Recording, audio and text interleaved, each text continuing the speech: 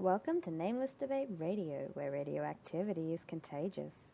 You can join us in broadening our minds on the Nameless Debates Discord via the link below and even feature here yourself, if you've got what it takes. Response will be stuff like what I've heard is, deaths of despair based on people losing money and stuff like that. Poverty has like a direct correlation to death and suicide and things. Then we also will have amount of people that have had sicknesses either untreated or undiagnosed, stuff like cancer and heart conditions and things like this. And so we'll see I don't know where they'll be calculated in, but I assume we're going to see an increase in these things because of this time period where there's been a lot less vigilance over these other areas of our existence. So right now, in the short term, one could imagine the reason why I'm stating it is it directly correlates to this idea of you would see less people dying if less people are active. If people just like were comatose in their bed 24/7, like under on a drip feed, uh, under a drug induced a coma, then of course we would have less people overall interacting with the world and then less people dying. So then we should have fewer deaths because we've been quarantining, correct? I don't. You got to be really careful with what you're actually getting at. Like I don't know what because we've been quarantining. Well, it just seems like what you said was. I've said extremely clearly what I've said, which is that because we're less active, because we're not engaging in life as much as we otherwise were, then of course you will see death often is related to the fact of activity. Yeah, Like but when weren't you appealing though to overall mortality when you were saying, well, if we consider death generally, then that would probably trump death by specifically So by I the appeal very activity. clearly to healthy people that die. This is the whole thing of people that otherwise wouldn't have died. So people given the opportunity to be healthy, active people that then go kill themselves because they're trapped in a scenario that's kind of draconian. Then Yeah, but I view that as a tragedy. presumably though, the number of people who might be the potential uptick in, people killing themselves would pale in comparison to the people who are not dying because of unsafe working conditions and all the like. Yeah, There's look, just occupational, hazards and stuff like that. yeah, like there comes into a trade-off of kind of like quality of life as well, in the sense one could say that working in these shit conditions isn't really quality of life, but it seems to be, unless we argue like some revolutionary kind of UBI, nobody works, nobody does these dangerous kind of employment. What about like I don't know. Like, I don't know how the country you're in has handled it, but Australia has actually handled it pretty well in terms of like economic support and stuff like that. So the kind of effects that you're talking about are much less prevalent here. Um, yeah, I guess like I don't know. I feel like the kinds of harms that you're talking about can be mitigated, and not just that, but there's almost like an opportunity for all these people to take a look at their lives and whether they're really happy with what they're doing that they would otherwise really never get. So I don't know if it really is as bad as you're saying it is.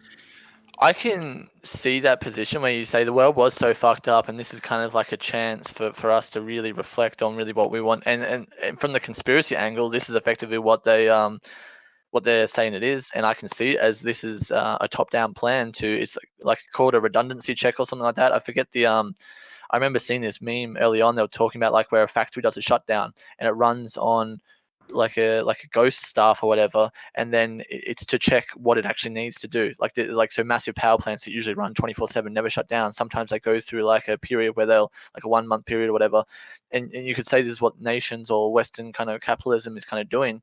I do agree with this concept of that there's huge amounts of bloating of certain kind of positions, working positions that are more or less useless, and that actually causes a huge amount of depression because people know that their job, effectively, they intuitively know that what they do for like they're a glorified kind of monkey. They just sit on a thing and pretend to work effectively. So if this is a process of moving away from that, maybe that is for the better.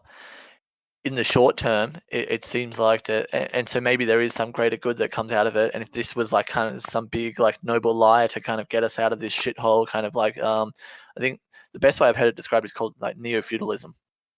So if this is getting us out of neo-feudalism, I could buy that actually like it's worth it. And so the people that are gonna off themselves, or the people that are depressed momentarily, would be for the greater good later on. I could gel with that. I don't know that it's going to turn out in this kind of rosy way that people maybe suspect. Like I'm generally dubious of stuff like UBI, just based on what I know about. There is certain shit jobs, like really shit jobs, that will just always need to be done, or at least for the foreseeable future, depending on your conception of automation.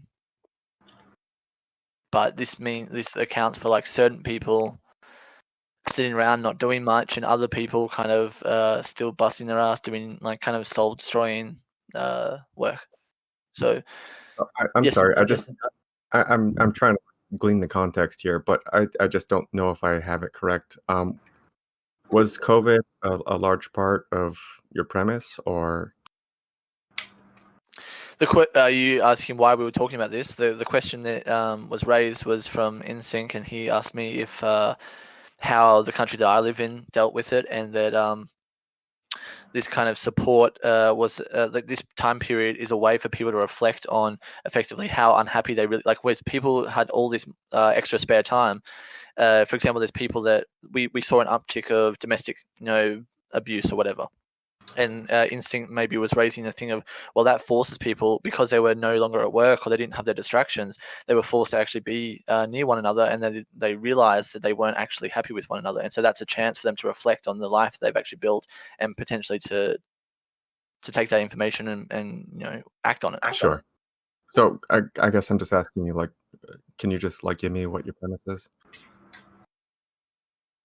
Oh, my general premise is like very large, is that it's completely unprecedented and unjustified. The global shutdowns that we've seen.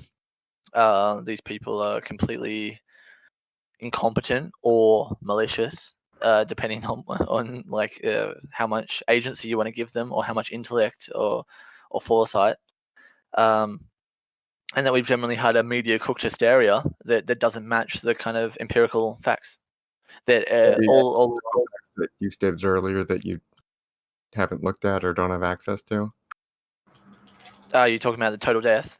Yeah, like I haven't. Like if you're going to have any sort of understanding of the most recent total deaths off the top of your head? I have respect for that, you probably would have at least Wait. had that. Right? If you're gonna try and like passive aggressively snipe me, do you on the top of your head have the most recent total death data of the world? No, not of the world. Okay, well, then what the fuck are you saying? It just seems like everyone making statements about it, right? So the thing is, I'm just also having a position. You have a mental position, right? So I find it to be a little bit antagonistic, and I'll try and tone myself back a little bit. But your implication there that I shouldn't have this opinion because I don't have the current numbers, when I don't think you have any of the current numbers either in your mind, but I think you have an opinion too. So this would be maybe you are right. I should have an opinion. But I guess so let's just pretend I'm Joe Schmo. Why would I need to have a solid opinion with a foundation if I wasn't making claims? So the thing is, you're the one making claims, and you're being questioned about those claims. To try and turn it on the person who's questioning you just doesn't seem correct. Well, what it was a statement that simply people don't generally walk around with the current unless they're very, very, very interested. Nonetheless, people have their own opinion and they're entitled to them. You could say your opinion's worthless because you don't have these exact empirical facts. However, I have asking you for the exact empirical facts. I'm just asking you for what informed your opinion, because you actually claim to have empirics. Well, yeah, so like empirical can mean a lot of different things, and when I say empirical, obviously we're generally going to be referring to official studies. Now, this isn't the only thing that is empirical. Obviously, our senses are like what we're looking around us is somewhat relevant, right? So you can see a statistic, but if it empirically doesn't check out for you personally, that is still an empirical fact, right? Was that not rhetorical, or are you actually asking me? Yeah, that was the real question. Would you agree with the statement that it wouldn't actually matter what kind of a study said kind of the truth of the world was, if you lived in an existence and every time you interacted with the world, your feedback was not at all what these studies were telling you, you would presume as just a Joe Schmo guy that there's something up with those stats. Now they could be true to a specific environment, but this is one of the problems of the sciences and stuff is, that you need to replicate it constantly because we can take small data samples and get very, very misleading data sometimes, and so you need to kind of play it out over long periods of time and constantly update. But for a Joe Schmo guy like yourself or like me, we would generally just interface with our immediate environment. Well, I guess I have two questions. Number one, do you or do you not use science for empirics?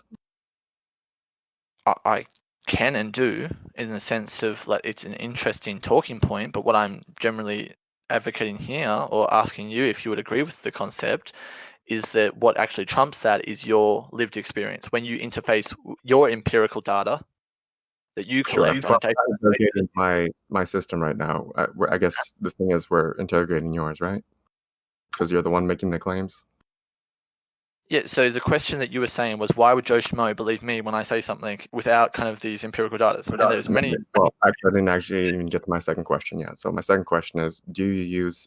So actually, I guess I'd first like an answer to the first question. Do you use science? I answered it, dude. I don't know where you're Oh, going. okay, sure. But I mean, was it a yes then? It was a yes and or yes but, one of the two? I said, yes, I can and do. As in, it's an right. interesting point of discussion. However, the Right. caveat is, when we say, do you use empirical data? Nobody, and you're kind of a fool if you do. For example, the empirical data could say that 99% of people, respond, or 99.999% of people respond to this specific drug in a completely fine way. But when you're having completely unheard of adverse effects to that drug, you take your empirical experience, Do you trust and the then empirics that you're using? you yourself decide, hey, I'm not going to take this drug, even though it's safe for 99.99999 or 100% of known kind of users of this drug. You would use your empirical experience way above that. Sure. Do you trust the empirics that you're using? I don't know that you're kind of actually having a dialogue with me. Because you're just trying to shoot off in every direction. I'm just trying to keep us focused. Oh, no, I'm being really, really, really clear to you 3 times now. So yes, empirical data in the sense of scientific research papers and such are interesting, and we can use them as Joe Schmo guys, me and you, or whatever. They can be used for whatever purpose. Could be to inform how you actually want to live your life or what decisions or opinions you should have. However, what trumps that, and what I ask you is if you disagree with that statement, because this I've asserted many times now, is your actual lived experience and how that interfaces your empirical experience. Look, I'm not so. I'm just looking for some simple answers. This is why you're not conversation interfacing with me, forward. because I've answered your questions, and then I'm asking if that's actually disagreeable to you, and you won't respond to it. I don't understand how my answers are going to inform your opinion, because we're talking about your claims. So why would that have my opinions have anything to do with your Because I'm supposedly convincing you of formulated before we ever interacted? It doesn't make sense. Cool. I get what you. No, guys. Like, Cool's is trying to kind of OP trying to, in some sense, criticize your argument, right? So he's taking the seat of the integrator, and I don't know if that's how you say it, but he's just asking you questions, right? In attempts to kind of get you to kind of fully justify your. So yeah, but Cool has to realize. Yeah, Cool has to realize though. He's not an interrogator. Like, who are you? Like, we're interfacing or not, and so you can actually engage with me, or what do you want? Do you think you just get to sit there and niggle, and there's no kind of, you don't have to present a position, or it's just you're just this neutral challenger? Of course you have your position, and it's very clear that you're taking a counter position, but you haven't presented it. So I guess my issue is that I don't see how my position would have anything to do with your position. And I get what you mean, Coles, right? It's what you believe in some sense is not it isn't dependent on what he's or what your belief doesn't kind of I suppose in some sense is relevant, right? Your belief isn't to a degree relevant to the assertion he makes. But you guys are having a discussion, right? And you have to understand, if you're having a discussion with someone, they're also going to ask you a few questions, right? So you have to kind of actually try to kind of respond to the questions they're asking you to kind of stimulate somewhat of a productive discussion. I was more or less happy to answer this concept of why Joe Schmo should listen to me. That was the kind of initial framing that you came in with. If you don't have this, what kind of, you have an opinion, you're asserting something, why should an everyday fellow, like we said, your example was, let's just assume I'm an everyday guy that doesn't have kind of any stake in the matter, and I'm trying to convince one. Now, how I would go about proving this point as to why an everyday person should talk or listen to me, or at least entertain what I'm saying, is from a position of reason, as in how most people deduct how or induct how that why they should listen to someone. It's a rapport. It's kind of like it's a general agreement with their logical pathing. And so then it was like, well, do you use empirics? Yes. Do I use it for everything? Do I think it trumps kind of like the interface reality that you have? No. And then so I presented that to you because this is a proof that I would be giving that if you're not somebody that agrees with that notion, then perhaps you're just somebody that wouldn't be convinced by why anybody should listen to me. They should only listen to the hard scientific data, that all their opinions should be based off what science says and what these research papers or what an expert tells you. And if that's your position, then of course you're going to come away from this with, well, then Joe Schmo shouldn't listen to Woman Respecter, and Joe Schmo should listen to the experts or the science guys. Ostensibly, you said your opinion was based off of the experts, right? Otherwise, are you just looking at people coughing around you and figuring out how COVID works that way? He's okay. OP.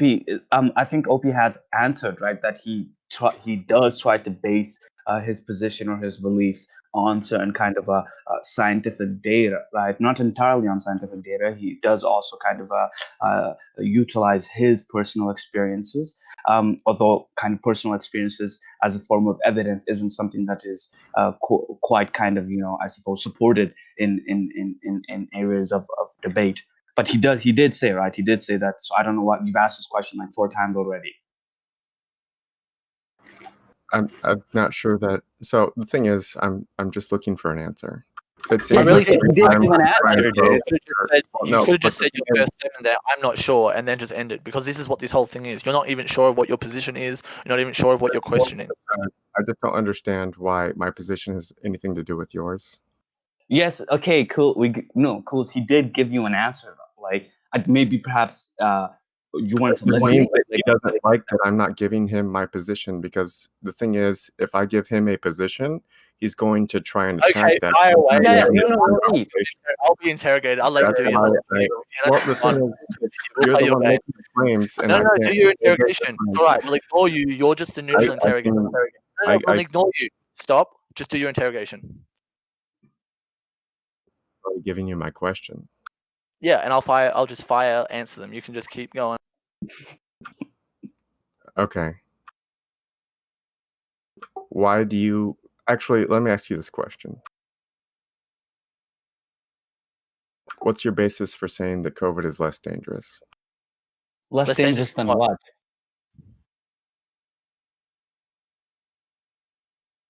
Hello. Interrogator. So, well, here's the thing. I was using that off of the context I gleaned in text chat, but it seemed like you were saying COVID is not what it's cracked up to be. Do you believe that? Do I think that it's misreported by the media? Yes, I've just said that. I think that we're in a kind of a hysteria, like a cooked up hysteria. Do you believe that? Do I believe that? Yes, I do believe that. I said, why do you believe that? Why do I believe that? The narrative has changed. It's never been consistent. So again, what science says and what kind of narratives are cooked from politicians and journalists and stuff like that are two very different things. You can have even, what would you call, like PR scientists and stuff like that. This isn't the scientific consensus. This isn't kind of everyone's opinion. This isn't direct read-offs of what scientific research papers have said. This is everything that's relevant. Let me just answer it. So I answer that because we are interfacing with journalists who are often, provably so, inconsistent, and also politicians. Okay, so my question is, what do you believe? So sure, the media probably misreports a lot of things. I actually agree with that statement. So what is your belief about COVID? Is what I'm just trying to figure out, what is your stance on COVID? And so Deny the science down today to is the question. Why don't you just say, do you deny science? well, I'm just, do you deny science? No, interrogator, I don't deny science. All right, what do you use to deny science? What? I don't deny.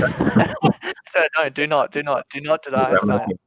So I'm just asking, because you seem to think that COVID is it's not as deadly as it's cracked up to be. I don't know. So maybe you're working off the cultural sort of pathology or zeitgeist. I don't know exactly what your sentiment is, because I haven't really gotten.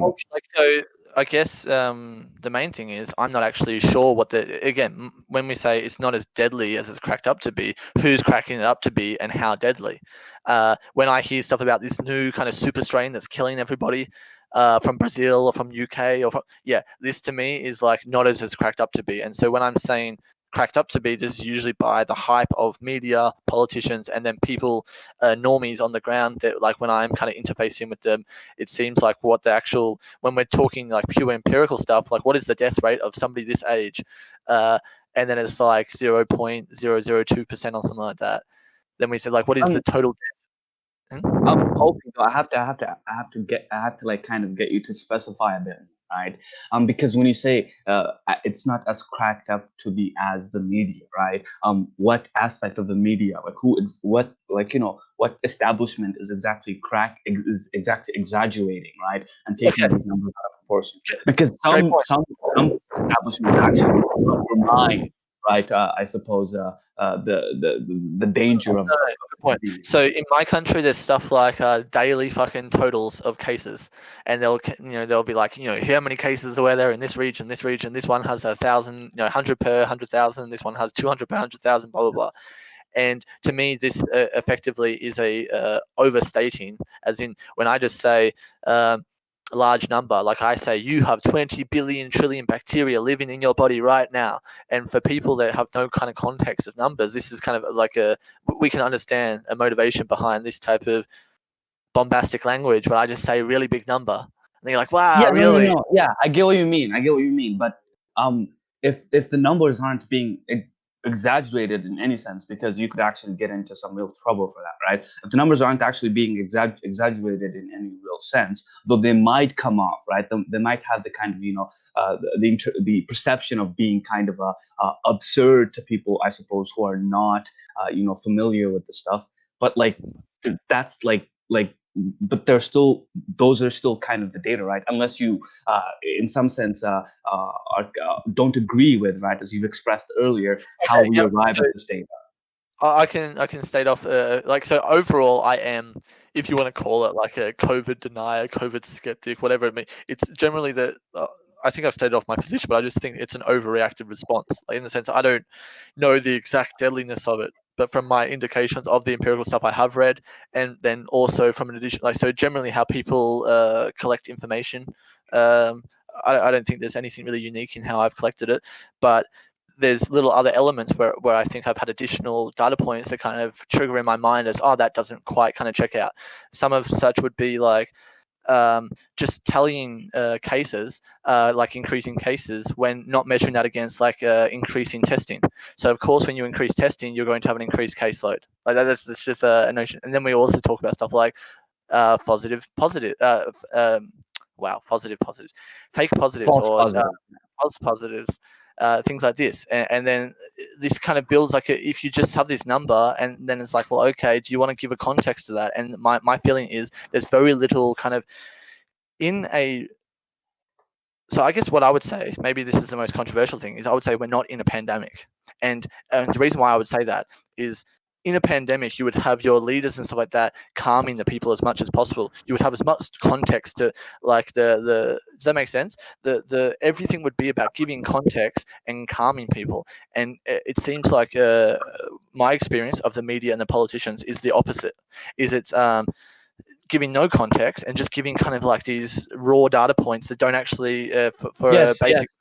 yeah. So yeah, you can question, like, we can criticize how it is the politicians and the media inform the public about the nature, of the disease, of the virus. But what you have to understand, though, that's not how we kind of, in some sense, qualify whether something is a pandemic or not, right? It's not determined on the basis of how the politicians and the media portray it, Yeah, you right? can It's on say the that. basis of the nature and the influence, right, of the virus, right? That's how we determine the pandemic. Sure, but this is the whole problem of when we have politicized science, which effectively I don't think you can remove science from politics in almost any way, shape, or form, because I believe science is there to serve people, and especially when we look at the funding and stuff like that, and what's generating this kind of interest in the science of, for example, virology. Of course, virology and immunology and pandemology, or no, there's a different word for pandemic, whatever. I want to know what there's this. What's a pandemic scientist called? There's a Maybe epidemiologist. epidemiology. Yeah, whatever. Fuck this. Epidemiology. Anyways, no. What's the science of pandemics? Epidemiology. Epidemics. Yeah. Okay. Anyways, this is all politicized, and this should all relate back to the everyday Joe Schmo. In a sense, the justification for having this science and for funding this science is everything should go back to how does this relate to him, and how does it change and benefit his life, type thing. And Yeah, then no, I can, dude. The thing though is that we can make as much criticisms as we can about, right, the conduct of certain politicians and the portrayal of certain of the portrayal, right, in perhaps even a distorted fashion by kind of certain kind of media, right? We could I would agree with you on that, but like I still don't see how this is really a criticism against I suppose the virus in of itself, right? Or how it's a criticism against characterizing the virus as a pandemic. Well, in the sense of saying it's not a pandemic, in the sense of obviously we can have strict scientific definitions for what is a pandemic, and Yeah. that's more or less irrelevant to me. We're not talking. I don't know. I think that's really the reason why it's entirely irrelevant. relevant. Well, okay, No, perhaps. I would be a pejorative if I was to be like, well, actually, technically, it's not a pandemic because this is what the science says, and science says that actually this has to have this specific attribute to be. What I'm talking about is on a human level, on where Joe Schmo, even though you might be very kind of involved in the scientific field, and we can kind of take this to.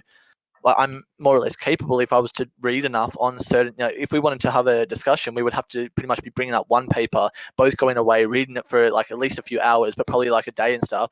Doing notes and then discussing kind of, and actually being somewhat familiar with the field in the first place. But we're talking so far away from. You're literally saying that you're going to exchange peer-reviewed papers with us about how it's not a pandemic. Are you serious? What the fuck? How do you? Oh my god! Is that what I said? You said we're going to sit here and exchange papers and just sit here reading rather than talking about whether it's a pandemic or not. What are you talking about? Hold on. I'll speak slowly.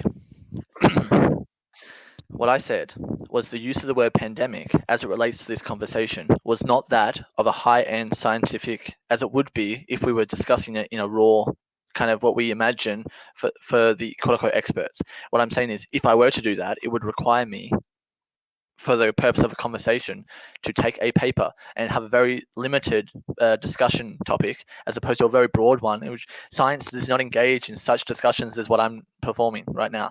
Science answers very limited questions. The accuracy of the science is based on how limited you can make your does that make sense? Like, so when I'm making like a real trying to have a science, so then why are you trying to equate science with the definition of the pandemic if you don't actually believe science is involved in the definition? I am doing the opposite of that. I'm doing the exact opposite of that. What I'm doing with trying to divorce the term and talking about the relation of that word to the people. When you say on the news, is the news using that in a scientific way? Are they reporting it just as a fedora tipper and saying, well, actually, we're in a scientific pandemic? Or are they using that as a propaganda or a rhetoric device to say this associates with, like, pandemics associate with death and associate with this and this and this, and drawing kind of this to make a narrative to say this is why you should stay at home. Is that what the media is doing, or are they using these raw scientific things? Real quick, just to define pandemic for me. Oh Just Lord. because, well, the thing is, obviously, I'm not asking you to like. I'm not Look, asking there's you like to tell me, in addition to your sources that you're going to need to decide. I'm just asking you, like, what do you think it means? why, dude? What do I think it means? If you're asking me why, it's because you're making a whole hubbub over it, dude. No, I'm asking you what your intentions are through this line of reasoning. I'm just asking you to tell me what you think pandemic is. What Pandemic does it mean? is when there's pandemonium. It's related to the word pandemonium because in the 18th century, somewhere in China, Beijing at the time, Peking, they had some pandas, and the panda got a virus, and then it went crazy, and there was not enough bamboo or something like that, and so Clown the choosers showing. pandas stopped eating bamboo, and they actually started, gnawing people's faces off, and it created pandemonia. And there was this like flesh-eating virus that occurred and stuff like that, and so pandemics are kind of like something to do with that, as far as I know. That seems in line with your reasoning. Yeah, go ahead. No, I thought what you wanted to do was stifle the conversation completely. No, I just want to hear you go ahead and tell me about what you think, because that's what's been happening the entire time. And the reasons behind it, when I try and question them, you just get really frustrated and a little bit I mad. don't get frustrated. What I'm questioning, and I know this is a personality difference. I've ran into many people very, very similar to yourself.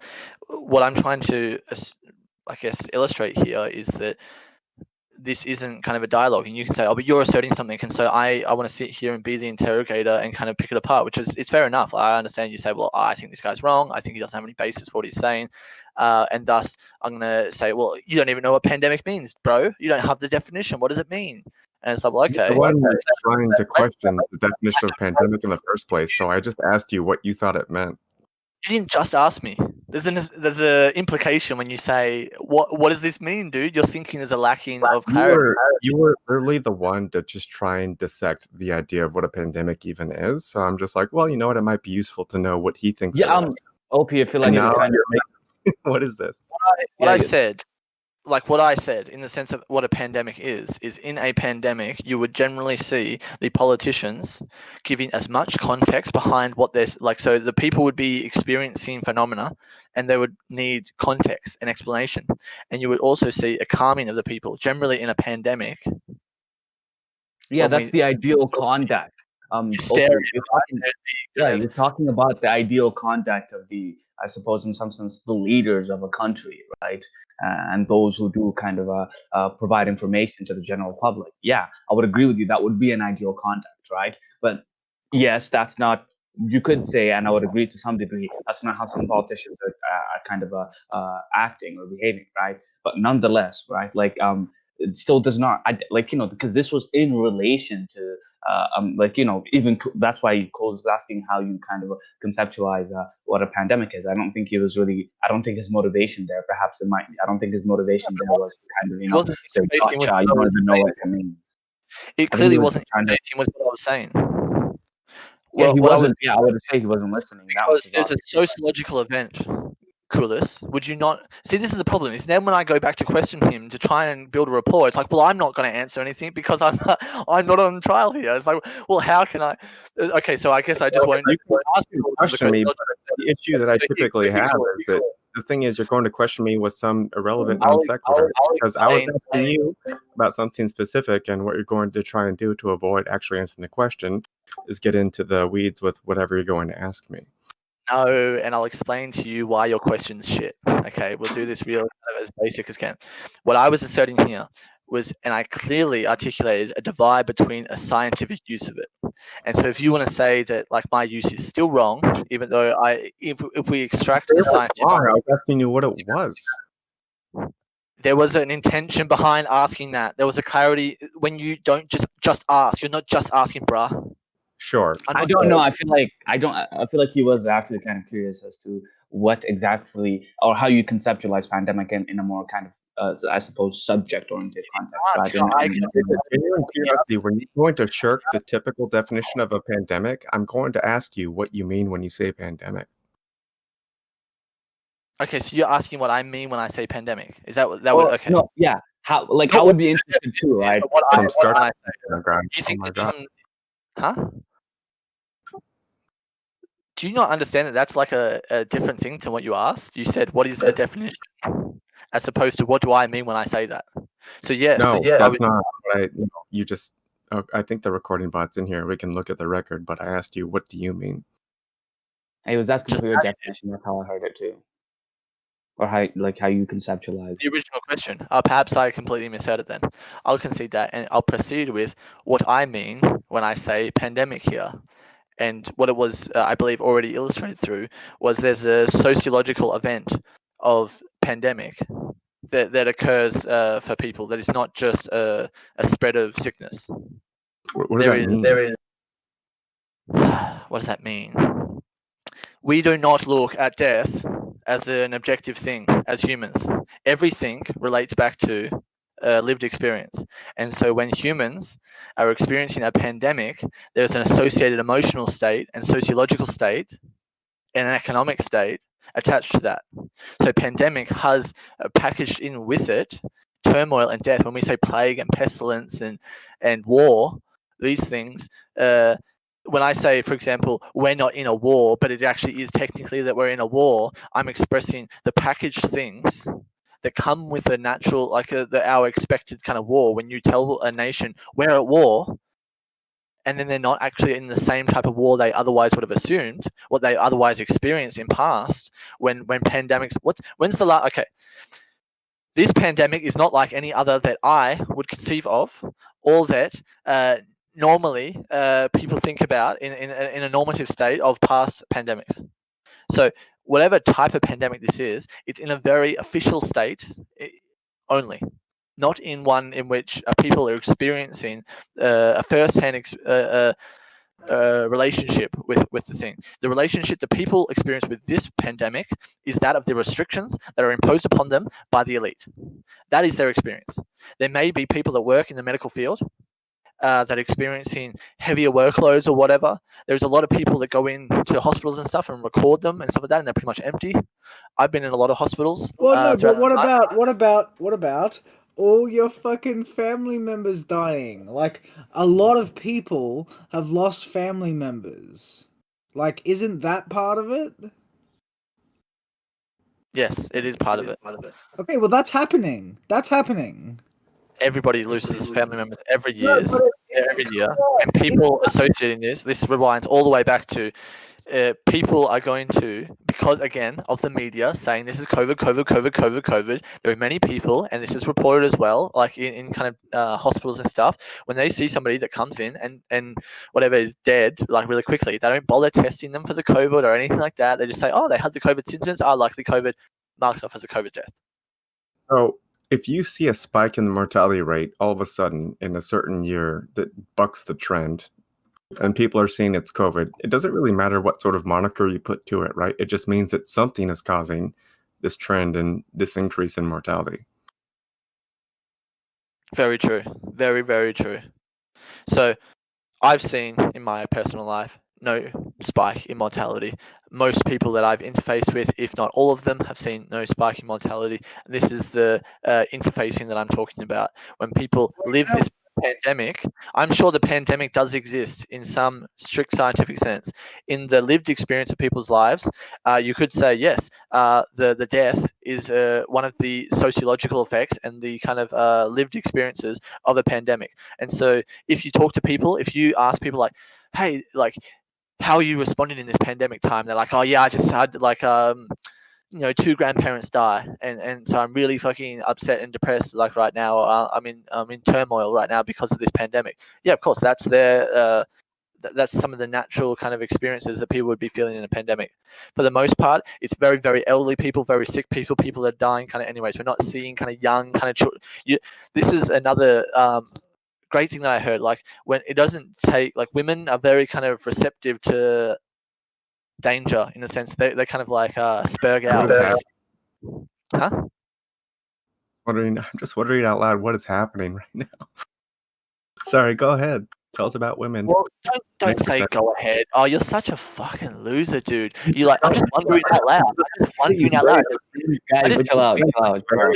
interrupted you. No, but go ahead, talk. Just after I just interrupted you with like this little kind of side thing. Like, what are you saying? I don't understand. I am talking. You just don't stop. Do you want me to stop? But then you say go ahead. Do you want me to stop talking? I'm fine. If you want to stifle the conversation completely, I'll stop talking. You talk. Have an actual direct dialogue in the way that most people do. I think that would be great. If you think that you could do so with Wait, isn't your whole shtick that you don't want to be questioned by him? If you don't want to be questioned by him, then why do you, like, if he's not the one talking, then no one's going to be talking, because you're not going to be, you're not receptive of questions from him to you. So I'm confused as to what you really want from this dialogue. Can you please clear the airways for Coolest to when I say dialogue, I mean, I ask him a question and he answers the question. So you want him to answer it in a Trying certain to way? Or? interrogator. We did the interrogation and you fucked up within like 2 seconds and then got bored of it. We can go back to interrogation mode if you want. I'll answer. We'll just pile out these interrogations. Well, Go. there's only two modes. It's either interrogation or monologue. What do you suggest? What's your alternative here? Like, because that seems to be at least your. one has some variety, right? What do you want? I said I want variety. Okay.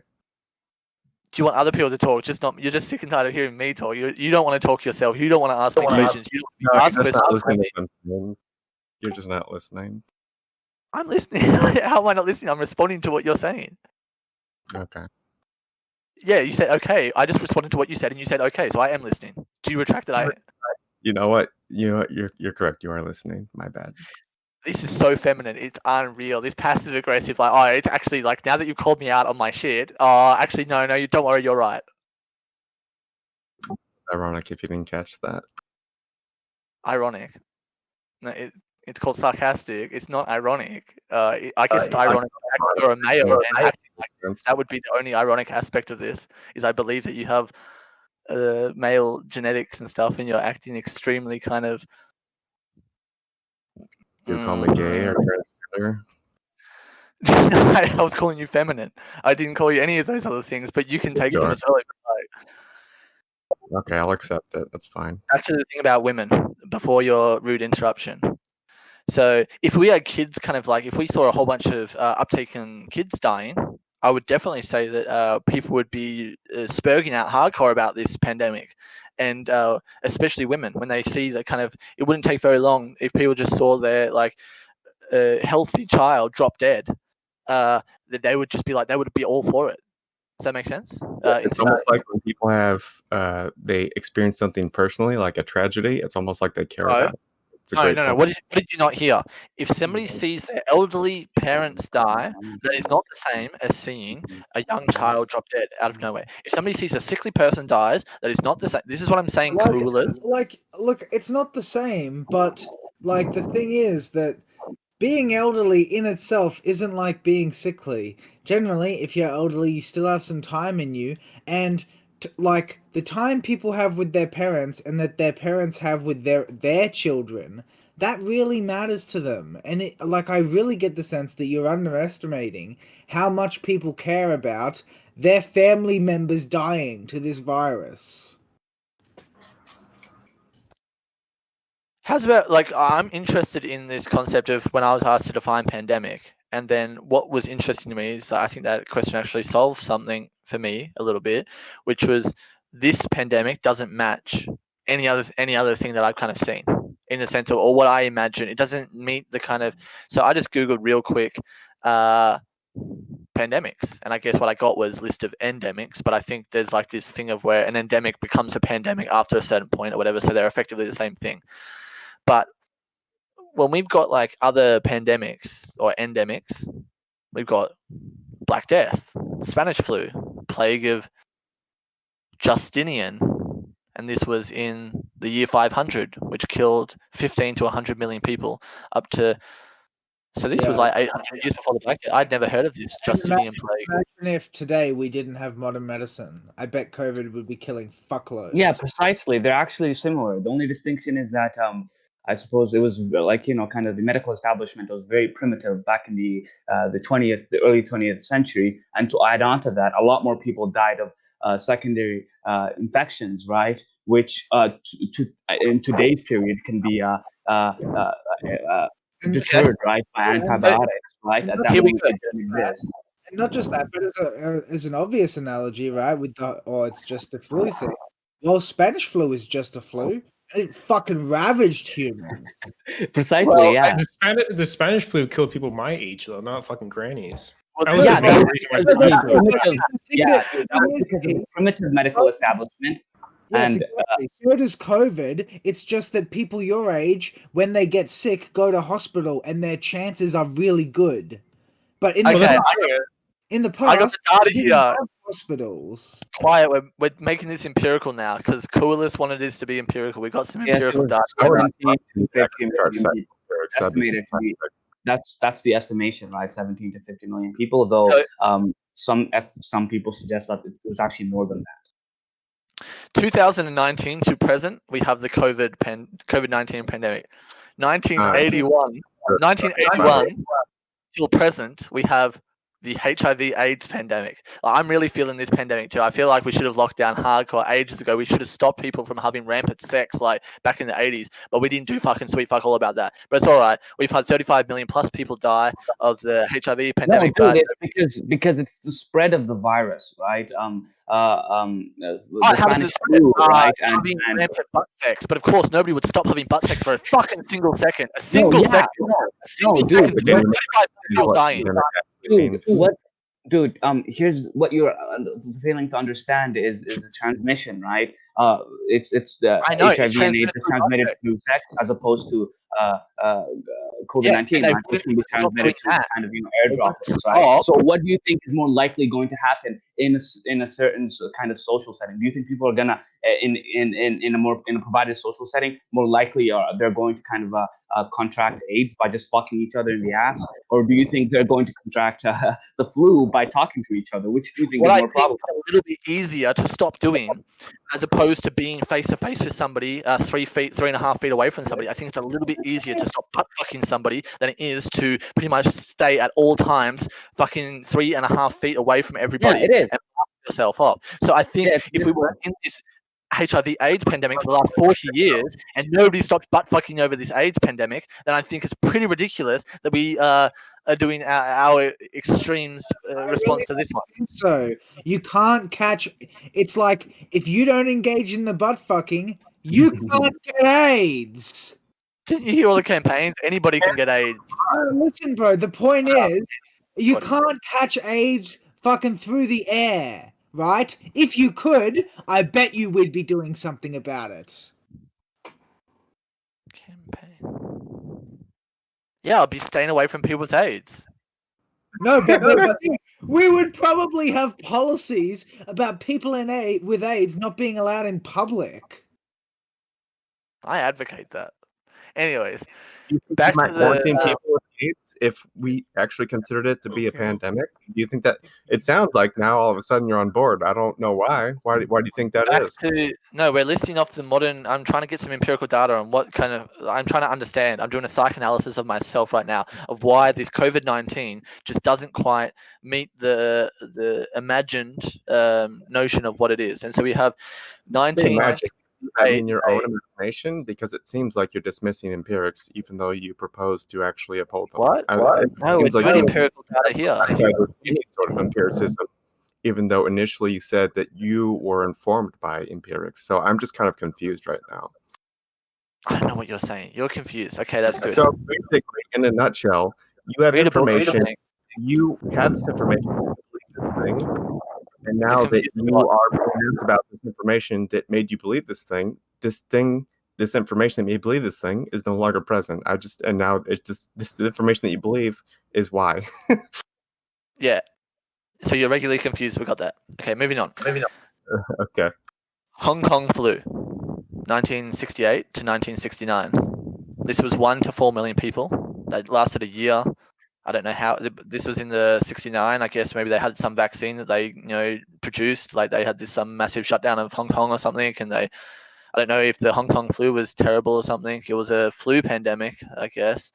Obviously, nowhere near as bad as this COVID or something, because they probably didn't need a vaccine for it or something. I don't know how they did it, but it only Okay, lasted. Well, I mean, a virus can. I mean, one way, right, is to wait to the point, right, where the virus actually can't, successfully find enough hosts, because everyone, or at least for most people in a given location, have already kind of contracted it like 2 times at most, right? So they've already developed what is essential to kind of combat it, right? So like that's kind of the more natural expiration, right?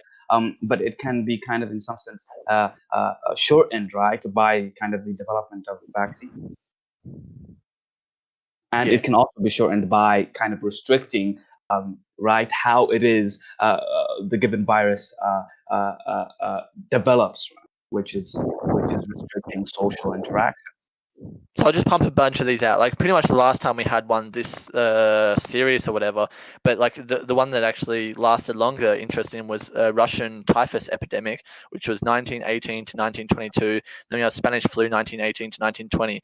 And so realistically, I kind of learned most of what I don't even really know much about the Spanish flu, but I remember I learned most about what I knew about the Spanish flu back in when COVID first started, because it was kind of uncanny that it started. Yeah, like, there was a pretty lot much of parallel too, years right? later, There was a lot of parallel and there was being all made these between. mask mandates. I remember I have this photo of like where they were arresting people that weren't wearing masks and stuff like that in 1920 or whatever. Spanish flu.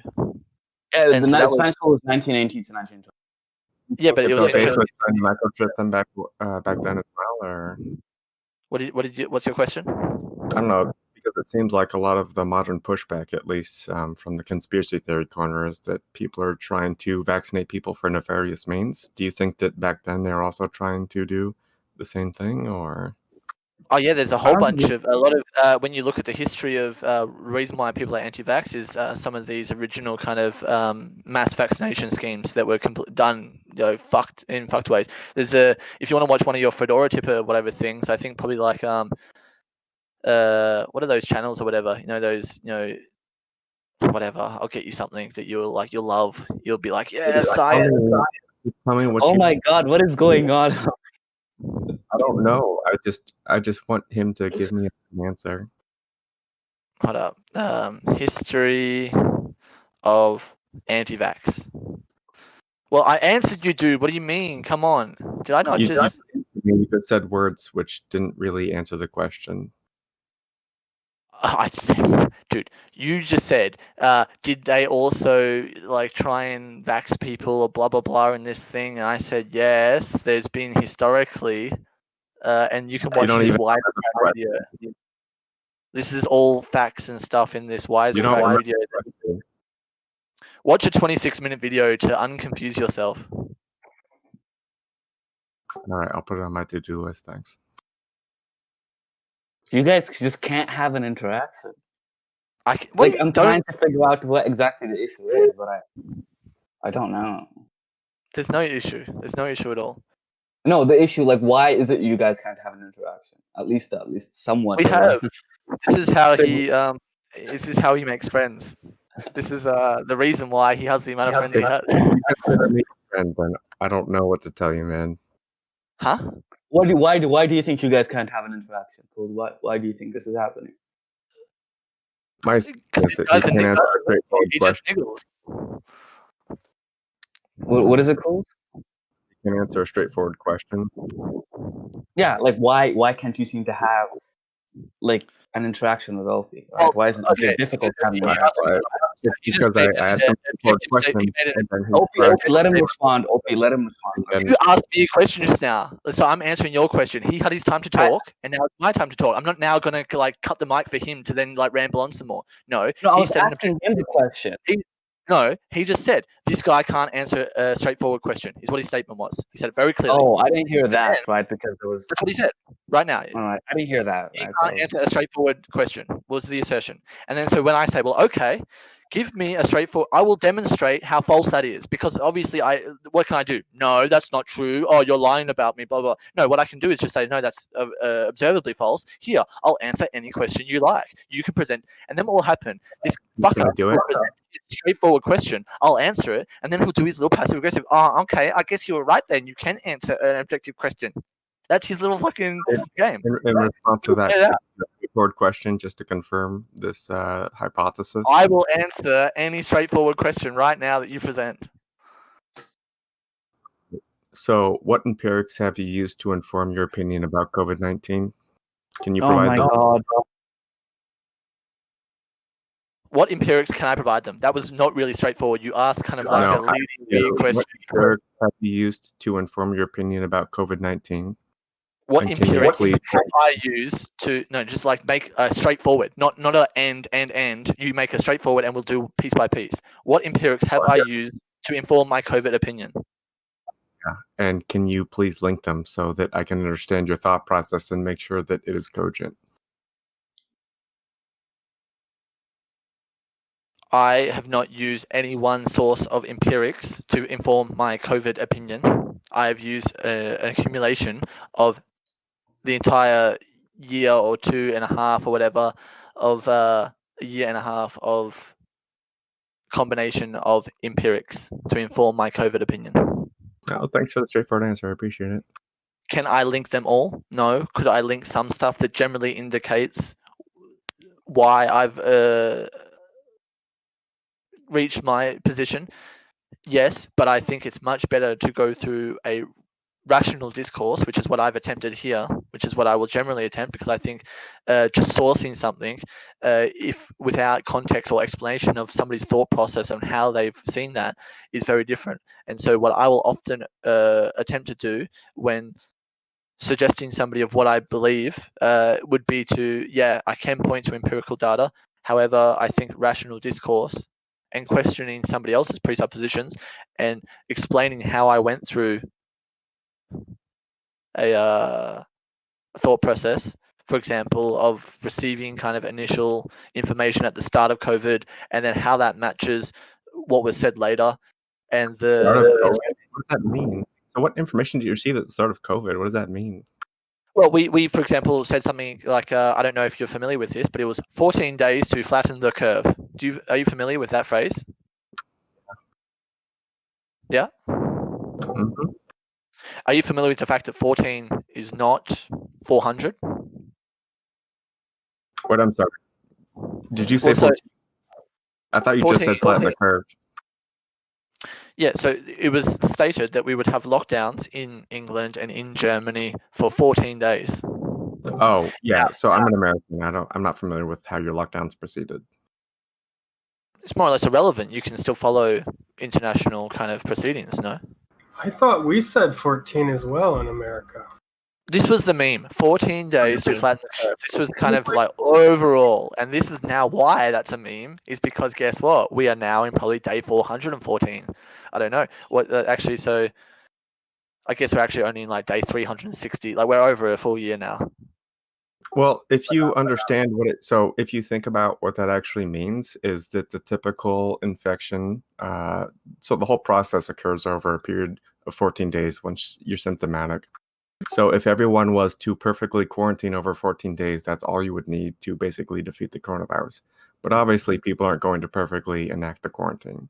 So they lied, did they? When they suggested, when they in the media that's not a lie. presented this idea that was 14 days, that was unrealistic? All their experts were just, what was it then? It's unrealistic is what it would be, yeah.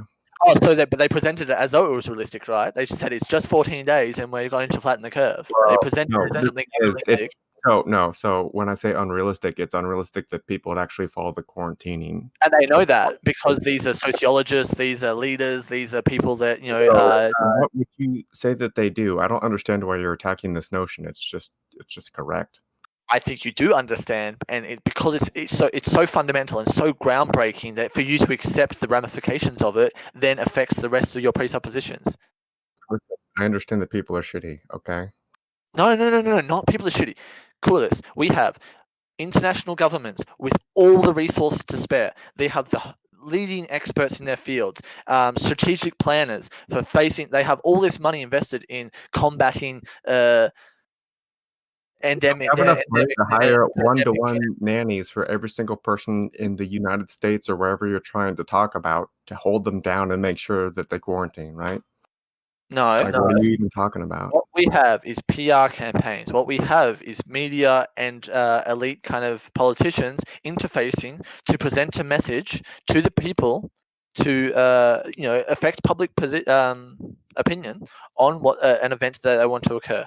They want this lockdown because they're magnanimous, because they wanted and they say no guys, it's just going to be 14 days. What did they come up with that out of their ass? Or like you're saying no, it actually relates to the real science. Why didn't they just say 21 days? Why do they have to? If they're going to lie, or if they're going to Let me ask you a question, because like you just keep going on rhetorically. So do you think 14 days is the average timeline of being infected with the coronavirus, or do you think it's different? Do I think 14 days is the average time of being infected? From what I understand, it's the time that it takes to incubate and show up. No, incubation happens a bit before being symptom. Anyway, so once you start showing, hold on, wait. We quarantine for 14 days because this is the incubation stage. So if you actually if everybody perfectly quarantined for 14 days in whatever nation or just worldwide, it doesn't really matter, then the coronavirus would be eliminated. No. Why do you believe that? For 14 days, because this is the time period to be sure. I'm going to ask you why. What? Because I don't even think that, like, your assertion that like that's the average length of time. How long? Well, then you don't think I'm correct. Then what are you looking at that says that it's what are you looking at that says different? Okay, just present to me. Why do we quarantine for 14 days? I'll Google it too. Do we quarantine? Oh, you really? Wait, are you serious?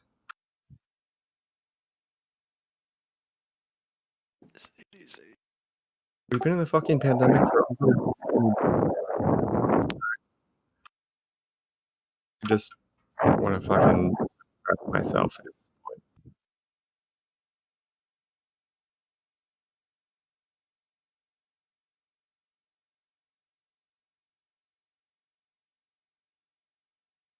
After stopping quarantine, you should watch for symptoms until 14 days after exposure. This is all CDC stuff. CDC continues to endorse quarantine for 14 days and recognizes that any quarantine shorter than 14 days balances reduced burden against small possibilities of spreading coronavirus.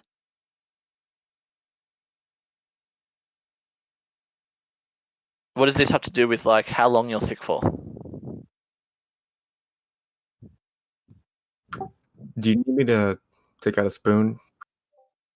It's generally estimated that the duration of the disease, right, and the length How it long takes you're for your body. infectious.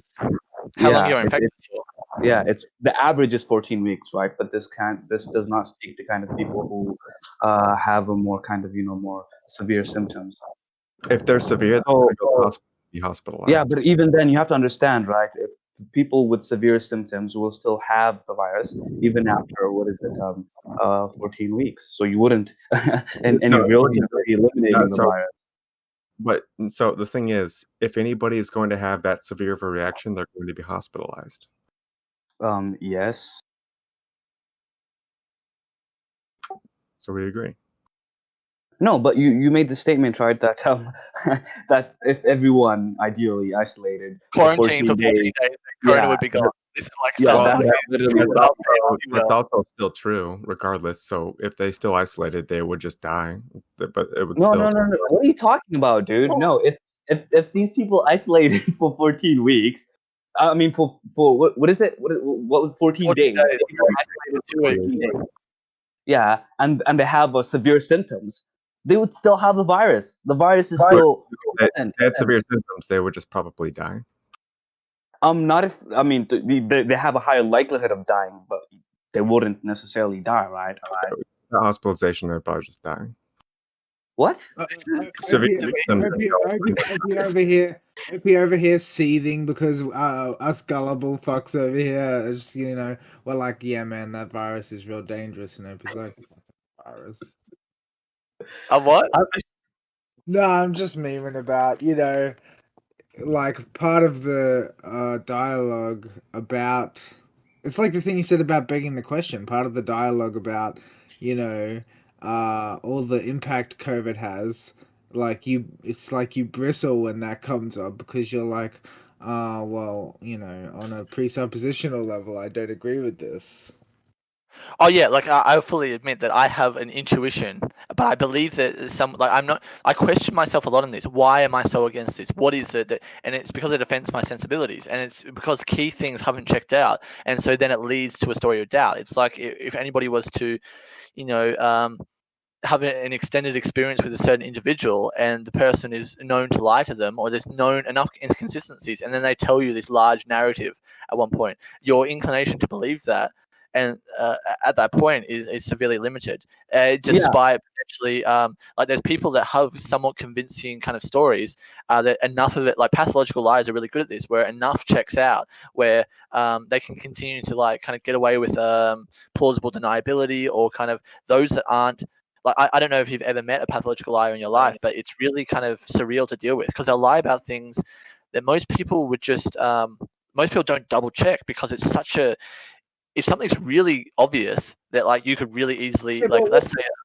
But for me, like, the thing is that it doesn't really matter too much if, like, some of the numbers aren't being reported properly, because at the end of the day, it is important to, like, respect social distancing and to wear masks and stuff like that. Like, all of these measures do help prevent the spread of coronavirus. So, okay. I always ask. I remember I asked this to Epic. I was like, okay, and how long? And how long until when was my thing. If that's your position, and I can respect that, you say, okay, we see some spike in deaths. I want to do my social. I understand there are people that are much more conscientious and pro-social than me. I understand that I'm probably relatively highly antisocial, and so the pro-social people, they're like, oh, it's not a big thing for me to just wear the mask. It's not a big thing for me just to follow the rules, to disinfect my hands, to just do what has to be done to get over this. My question is always to these people, until when? When is it that you become kind of like me and say bullshit? No longer.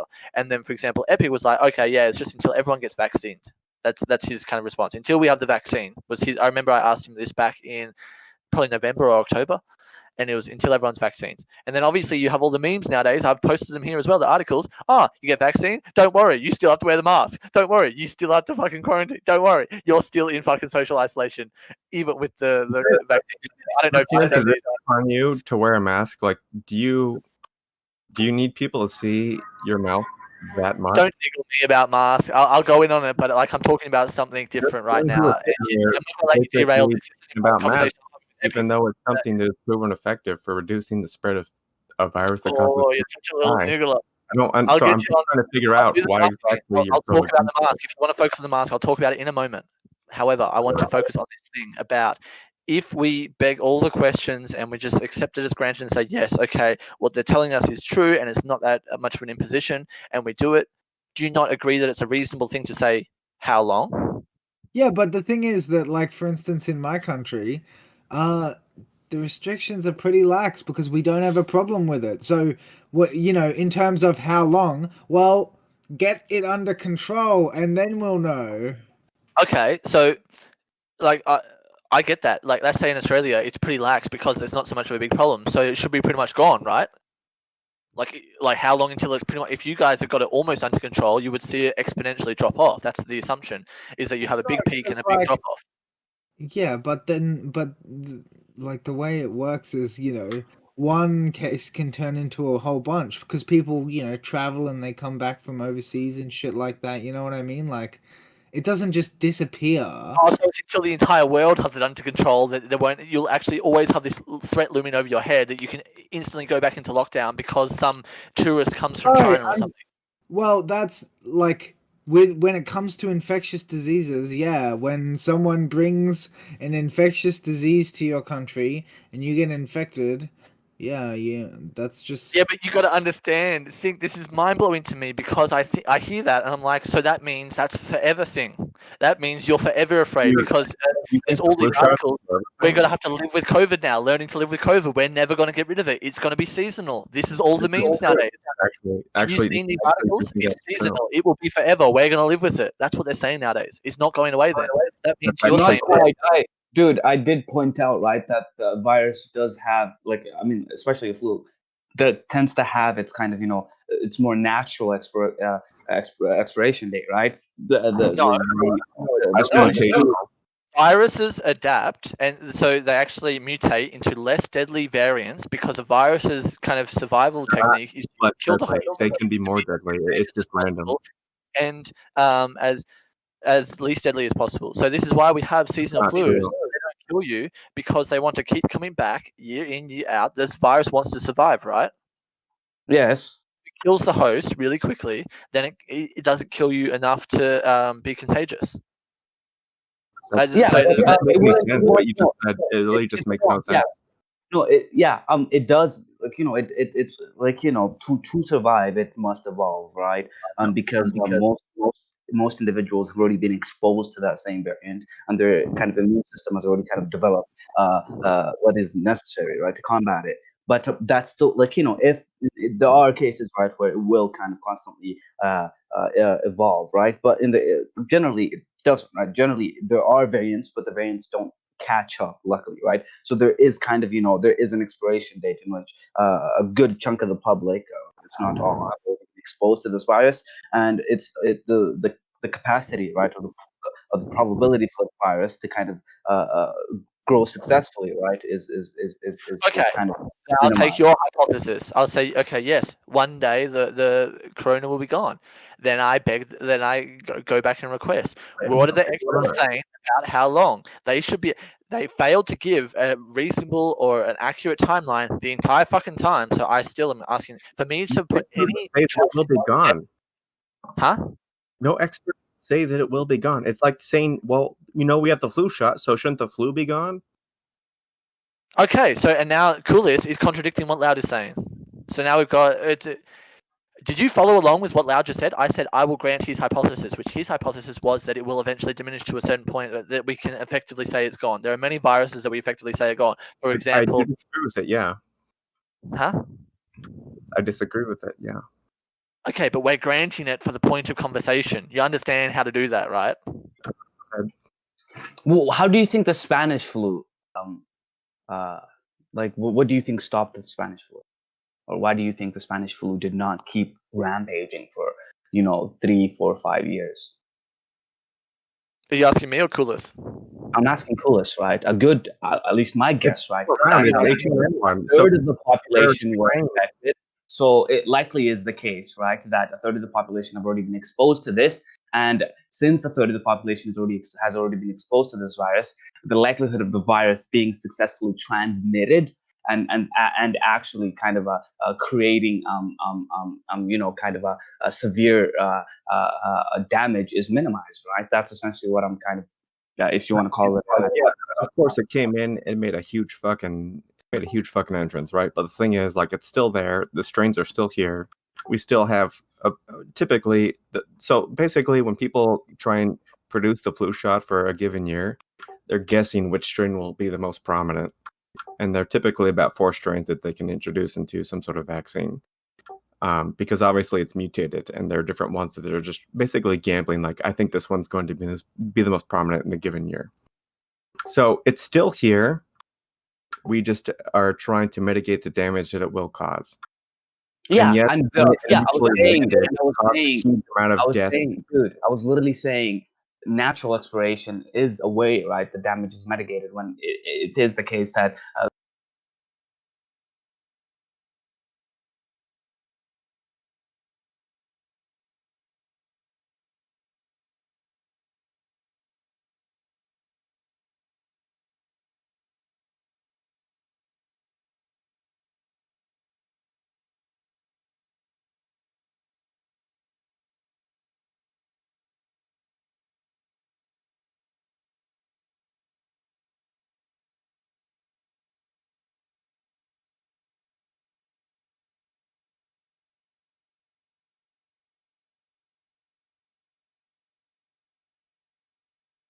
the virus hasn't kind of. I don't think OP was Or maybe he's not attempting that smart. Who to, knows? to kind of. No, I don't. This guy's a hoot. I love him. Okay, so instinct. Can we imagine that like the projected sacrifice is potentially the burden is too high if we were to say 10 years, like that we have to continue like this for 10 years time? What is the sacrifice composed of? Plain dumb is really, really cringe. Really I'm cringe. asking you specifics. You're an adult, dude. What are the? So I mean, you just didn't. Basically, I'm asking you for. Are you an adult or not? What is that? Yes, I am. Okay. Are you asking because you don't think that I know, or are you asking because you don't know? No. What is it? So you don't know. You're literally asserting right now in front of everybody here that you What don't is it? know Tell what me. the sacrifices for COVID currently are. What is the sacrifice? You are such a disingenuous actor. Okay, Mr. Kuilis. The sacrifices are what we have seen generally called the lockdown. Would you like to know what they comprise in different nations because you don't follow international news in your own... Which state do you live in America? Google your fucking lockdown laws right now. What state? I'll Google it for you. What the actual sacrifices in your state right now are for you right now. I live in Queensland. Queensland, America? Yeah. Okay, dude.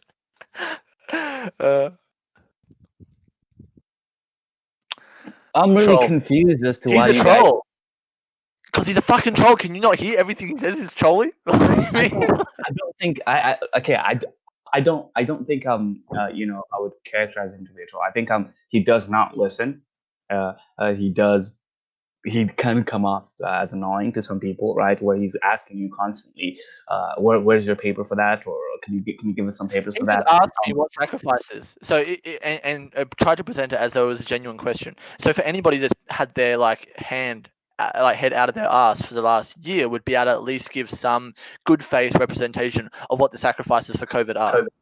So you're misunderstanding. No, okay. So hold on. Let me tell you what the difference is, because you're trying to conflate the idea of the initial lockdowns and the draconian measures that were employed versus going forward in the future where we might just have a simple vaccine available, just like the flu shot. No, I'm not trying to conflate, buddy. I'm trying to hypothesize about if it were to continue like this for a set amount of time, would this be because someone like Sink asserts that it's not a great enough, that the benefits that occur from it are greater than the sacrifice made. And I can engage that. I don't agree with that, but this is the thing of being good faith. Well, I'm saying, okay, that would just be a simple utilitarian calculus, right? Sure, but I'm questioning I was questioning my buddy, if it were to continue at this stage for X amount of years, would it then... He says buddy. Okay. Do you like that? You're my buddy too. No, the point is, I was trying to get a feel for roughly, obviously it's not some exact science, but I'm trying to understand the sentiments of how long said things would have to continue, because to me, if this was only 14 days, then it would have probably been, nobody really had too much to say about it. But the fact that it continues for 52 weeks. In my country, you know, there's an outbreak or something, and we do the 14-day thing quite effectively, so that then pretty much everyone comes out of lockdown, you know? So it's not I don't know, for me, if the country you're in is experiencing very prolonged lockdowns, I would suggest the people there are probably not being very responsible. There's probably a lot of traffic between other countries and yours and shit like that that's, you know, resulting in the problems that are requiring the lockdown, because where it's not required, it actually does get lifted.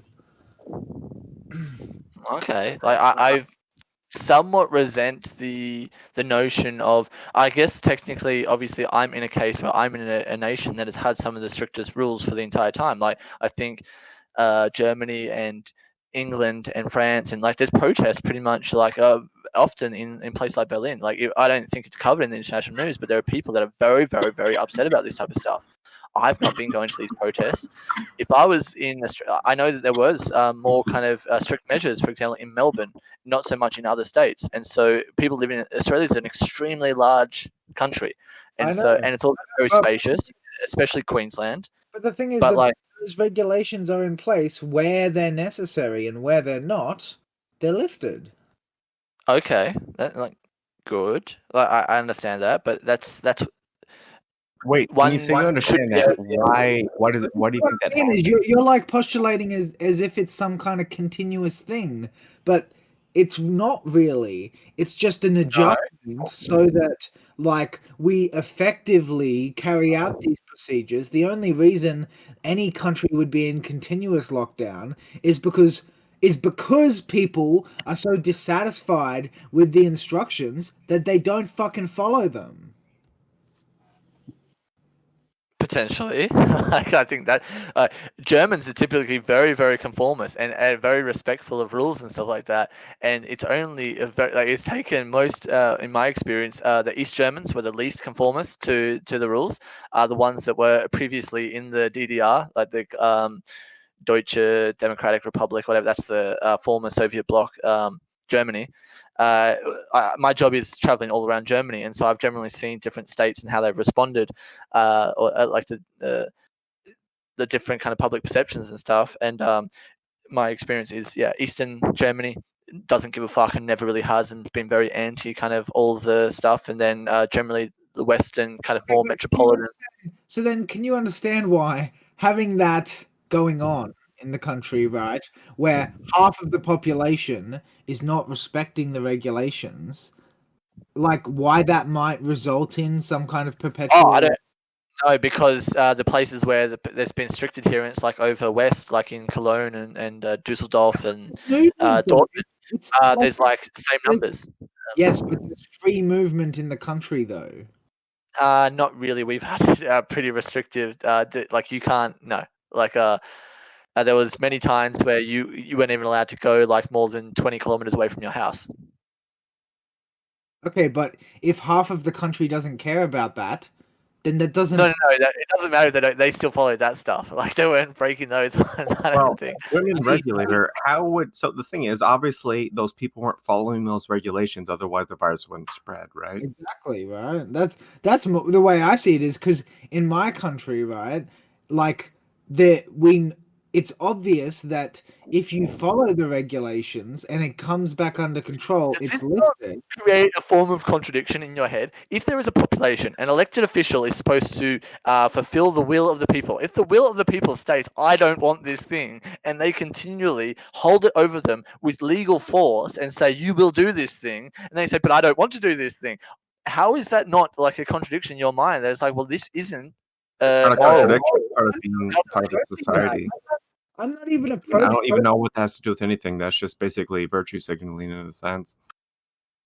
Yeah, I'm not even approaching that issue. I'm just talking about what the reason could be that your country is experiencing a perpetual lockdown. Because the reason in my mind is that yous aren't following the fucking rules properly. I hate this, by the way. Like if I was to I can grant it for good faith, but this was, I remember, like this is from what from my perspective when I hear that, that's it's indoctrination, in the sense that has been a memed kind of position and it's something the media has presented, and it's a way for them to deflect anger away from the media and away from the politicians and to other people, and it's to make people divisive. It's like, oh, if you were just to lock down properly, then we'll be able to get away from this. And it's this No, concept but of that's the thing is, I'm not saying that. I'm saying in my country, I am away from it. So I know that if you fucking did do it properly, you would get away from it because I am experiencing that. okay, like you can say that. Like I don't know that it. That's how it is. So I guess the question is at this point, because obviously at this point it just comes down to, do you think COVID is real or not? We've already been through this. Yes, I'm a science denier. Yes, I should be put in a gulag. So I just Yes, want to make it formal. yes, Like you are the superior thing to is, me I in every understand what way. you're meaning, You're an but intellectual if you're giant. going to You listen, love if you're science. going to contend that you don't think lockdowns would work, then I'm going to ask you why. And I think the intuition there, or the implication, is that you don't think COVID is real. Yes. I don't think that's necessarily entailed, right? Just because the They're just not doing it correctly, which means that COVID is real, right? So then why is he going to argue about the restrictions and the whole 14-day idea? That doesn't make sense. No, you pointed out that from his statement, right, from his criticism of how we attempt to kind of, control the virus, that this must suggest that he doesn't believe in the virus, right? Which is really silly. Don't give him more time to make his. Just let him speak, please. Okay. Now you want me to talk. Okay, I see how it is. Listen, OP. Like, I've heard you describe the 14 days thing as if it were like some kind of slogan used to deceive the people into going along with something that they should have objected to. That's how I hear you using it, right?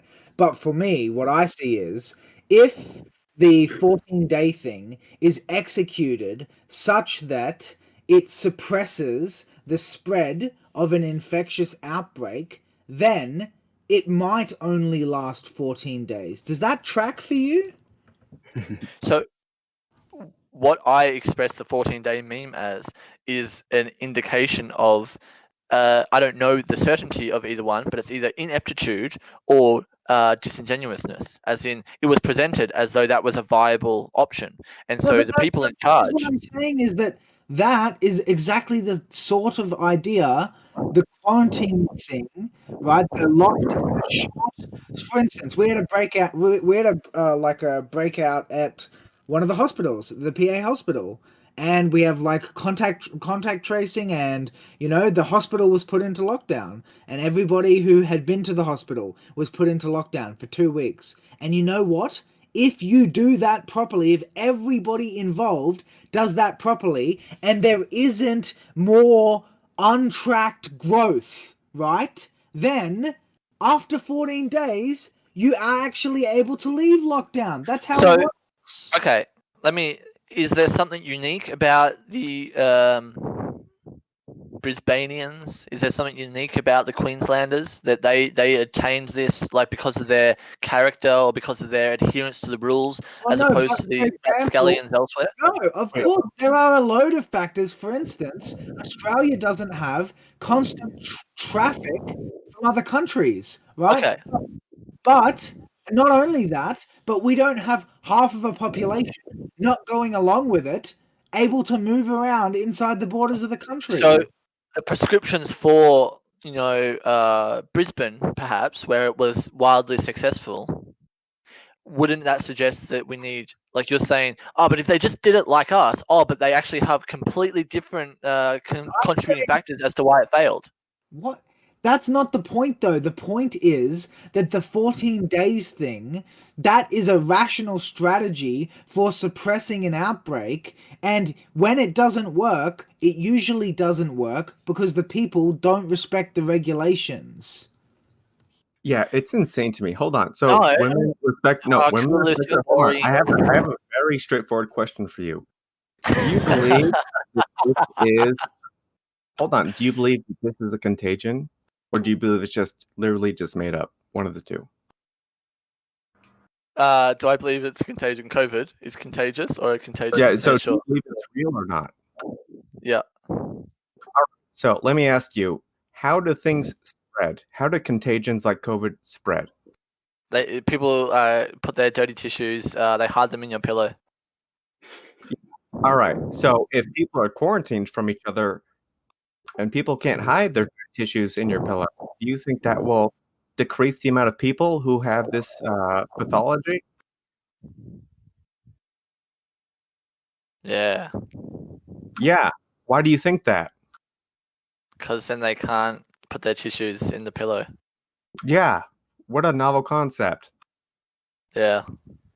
Yeah. Do you think that would be a strategy where people who have the thing, they can spread to other people, don't interact with those other people? Do you think that might be a cogent strategy? Do you think that might be coherent? We should make a law that says I ban putting tissues in people's pillows. Well, I mean, if you consider the lived experience of those people, I don't think that's a legitimate strategy. Oh, okay. we should just make public awareness about disposing of infected tissues.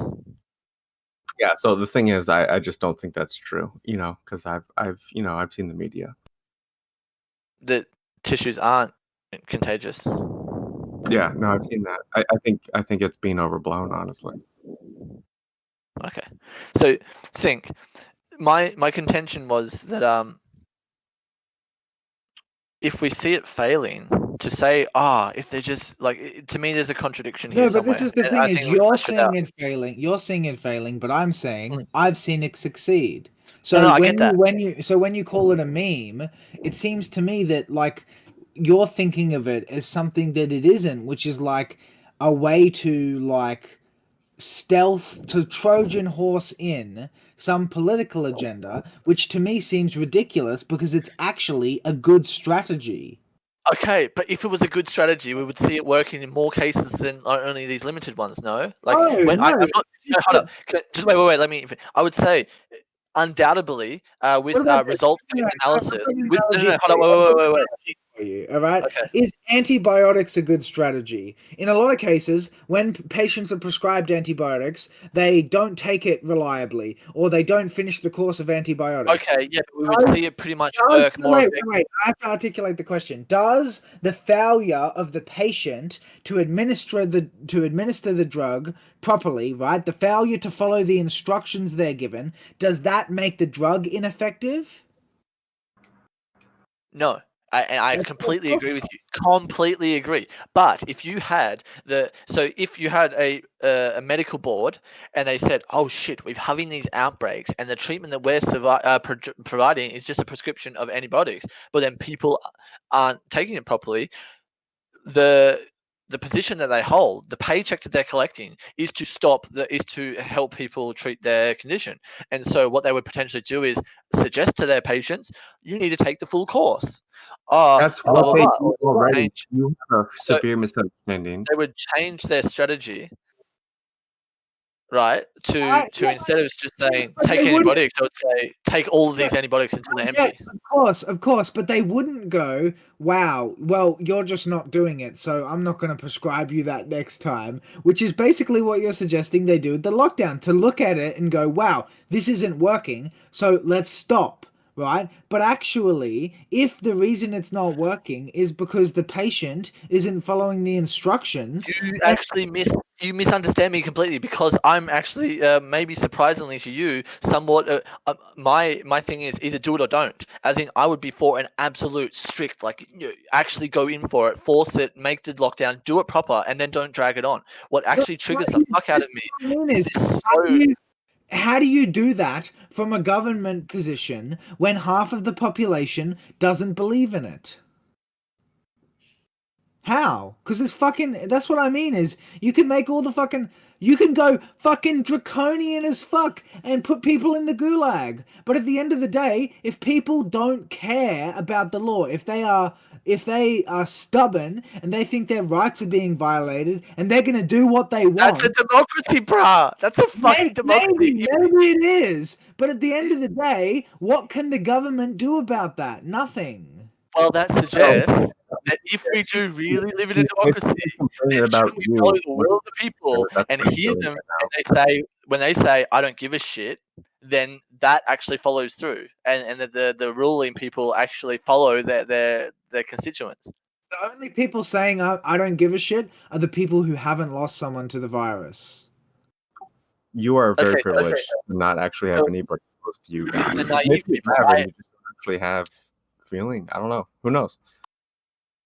So I agree with you there. Then we're saying, okay, then democracy is somewhat failed because people don't have compassion for their fellow man. They don't have compassion for the plight of their other. Obviously, it's imperfect. Whoever said that, come on, dude. That's the thing, though, is that like I don't know, like your account of your experiences talking to people about this seems kind of like myopic because for instance, like Rivka lives in England and she's like a social worker, so she has to, do a lot of work with, people who, for instance, if there's a sole carer and that carer dies, that's something she knows about because she works with the children and, helping them like get situated and stuff. So like there are, and like listening to her talk about it, man, it's like horrible. Like basically everyone you meet has lost someone to the virus in her country, according to her. Like, Okay. actually, the thing is, women respect her. Have you been even tertiarily related to somebody who has died to the virus? No, I don't have any loved ones. I don't care about blood. anybody on this planet. Well, that's a different question, okay? I don't care about whether you care or not. Well, I But don't I'm have asking any you- relation, so how can I be related to somebody that died? Do you understand the question? Do you understand what I say? I don't think so. I was trying to follow what Sync was saying, Right. but then you interjected with something weird. Somebody who has been related to somebody that you know has died from the coronavirus. Yes or no? Somebody that related to somebody I know. So a second-hand relation of mine. Well, do I know you? If I Can know you just you say and yes? I know Sync, Well, can I just say obviously yes? not. You just want me to lie to you? Are you, what are you talking about? Okay, so the answer is probably yes. I understand that you. Mate, the answer is not probably yes. What the fuck are you talking about? I do not know anybody that knows anybody that's died, unless Sync has somebody that's died. I know Sync, and so if he has somebody that's died, then I do know somebody. Terrence, you know Terrence, right? Okay, so I know Terrence, and Terrence has had somebody that died. Yep. So there you go. Yeah. I know one person. You were Very in the same breath. You were saying that you didn't, and then that you did. That's Well, that's you fine. know that Can I just supposedly, can I just stop a by a second? separation of 8 people, you know that everybody in the world. Terrence, are you able to get on the mic for a sec? He can type. You know what's He the most wants to hear. thing? I was It's just because wondering if you could give us in your own words, Terrence, the impact that the virus has had on you. Oh yeah, dude, it's pretty fucked up. No, but like Like- what specifically? Like who died? How? You know what I mean? What happened? Okay, so my grandpa died, and he died within like one night in the ICU. Like he went to the ventilator and like his lungs were like totally infected. So it was pretty bad. And like over here, everyone I know knows somebody who has died of the virus. So it's pretty bad out here. So Yeah, and I'm not not just sure. that- Like, we not just can't that, relate to OP, I guess. Not just that, but Terrence's grandparents were the ones who raised him, and his grandma also caught the virus, and could have died. Yeah, she survived. But my grandfather died. So do they have an indication in India? Are you still in lockdown in India? hold on. So women respect her. The thing is, Wait. Can you not cut off? I'm trying to talk to Terrence here, please. Just have some self-control. go ahead. Yeah, go ahead. But I mean, it's the same thing. Like, if half the country doesn't believe it or doesn't follow the rules, like, it's gonna, like, it won't be as effective as a society that follows the rules, right? But you just said everyone in India has somebody that's had it or whatever, or like pretty much everybody. I don't really know about India because I don't live there. Okay. But where does your Yeah, grandpa but- live? Like in Bangladesh. Okay, sorry, yeah. For us heathens or whatever, it's kind of the same thing. But in a sense, let's talk about Bangladesh then. In Bangladesh, is there a lockdown at the moment? Yeah, kind of. But like, wait, if that's kind of the same thing, like, are you from like you could have been from New Zealand, and I could have Yeah. said it's the same thing. Pretty Yeah, much. like I wouldn't actually take like too much of it. Like I wasn't trying to be rude. I was kind of more trying to make light of the fact that like, I know the difference between Bangladesh and India. However, there is also the phenomena where like those borders were kind of cut pretty recently. Like when we're talking the difference between Pakistan and India. So the thing is, like, what are you trying to say here, though? Because considering that coronavirus, at least its variant, is a pretty new thing, what are you trying to do? Are you just trying to say that it's not that serious? Like, what are you trying to do when you're trying to make these discerning questions? What? I've made my position really clear. I don't think what they're reporting and the I don't think there's transparency. I don't think the effects measure what the kind of response is. I don't think the justification. So- I haven't seen the gap bridge. Let me finish. I haven't seen it bridge between the differences between other respiratory illnesses and the death rate and the sickness and the kind of tragedy of other for example, either other diseases and stuff. When we want to talk about controlling people's lives to such an extent, I would say sugar, fast food, obviously sex and stuff like that. When we're talking about like the AIDS pandemic and stuff, butt sex, we could have legalized butt sex and get rid of AIDS and stuff like that. I don't care about you preaching. Like, I'm just trying to simply ask you because it seems like you have a grasp of the empirics, but then again, I don't think that you do. So the thing is, you're just trying to say that, oh, all of a sudden all these deaths happened, but then, why did they happen? Well, let me just try and explain them away. Like, why do you think that they happened? What? I think that people got sick and died. What are you fucking talking about, bro? They got sick and died. Let me just tell you, of course they died, necessarily. So they got sick. That's what I said. They got sick and died. They got sick with what? Do you think the coronavirus is real?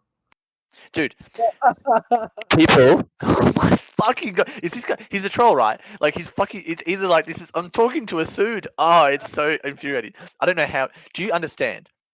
It's extraordinarily rude if you ask me the same fucking question 6 times.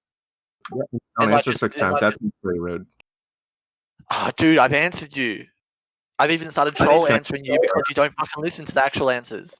I get a yes or a no, and so basically you preface it with your answer, your conviction of whether it be yes or no, and then you coronavirus existed coronavirus is a strand of SARS or whatever, which has fucking existed a long ass time before COVID-19. And yes, I believe that there was a strain of corona in 2019 that came out of Wuhan, China. I believe the Wuhan flu, the Wu flu that is a real thing. The China virus, yes, the China bug. Yeah, gotcha. It's real. It's not fake. SARS is not coronavirus, by the way. This is just too funny. Are you a fucking memer? You? Yeah. Corona is a variant of SARS, you shithead. Literally called SARS-CoV-2. Oh. You don't know shit about shit, and this is the fucking problem: is you talk out your fucking ass. Actually, hold on. Yeah, you're right. I'm wrong there. Yeah, I know that, dude. I'm actually angry now. You're asking me if I think something's real that you don't even know shit about. That's the fucked up thing. You're just like doing this weird meme thing. Like it's a joke for a moment, but you've actually triggered me now.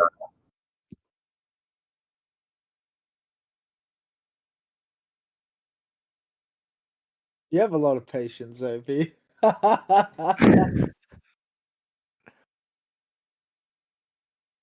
Okay, so we've settled that. It's real. It existed a long time before the variant of 2019.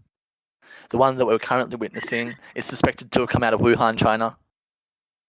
Yes, everyone in the fucking world without their head in the toilet knows about this.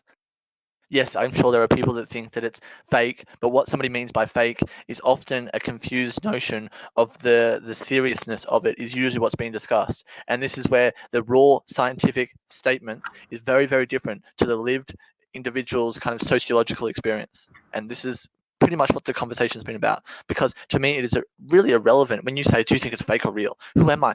Have I isolated the fucking strain? No, I don't have any skill in virology. Like so everything I'm saying is effectively the same exposure to information that you have. And I'm sorry for being rude before. Listen, that's fine. So the thing is, I don't know why you suddenly went back to this point, but I guess I'll just quickly ask you, do you believe that coronavirus is real? In the sense that that's insane. I can't. Come on. Do I have to answer that? That can't be done. You can just simply say yes, and then we can just move on. I mean, it's just a stepping stone to a different conversation. Like literally half fucking answered your question a lot of times. Oh, so when I say, listen, I understand that you guys think that is absurd, but the thing is, I just want him to make this simple assertion, and then we can move on to things that are more productive. He has, though. I can't, so I want to answer him, but I feel like I was kind of joking before when I was calling control. Hold on. Now I so think in sync, when he has there's a possibility that guy's genius. He said he believes in the Wuhan virus, man. Did he? Okay. I like Wu flu because it rhymes. He was ranting about it, in fact. All right. So if you believe that the Wu flu exists, then we can talk about the Wu flu. Like, is that okay? Yeah. Okay. Yeah. So the Wu flu, how do you think it's impacted the world?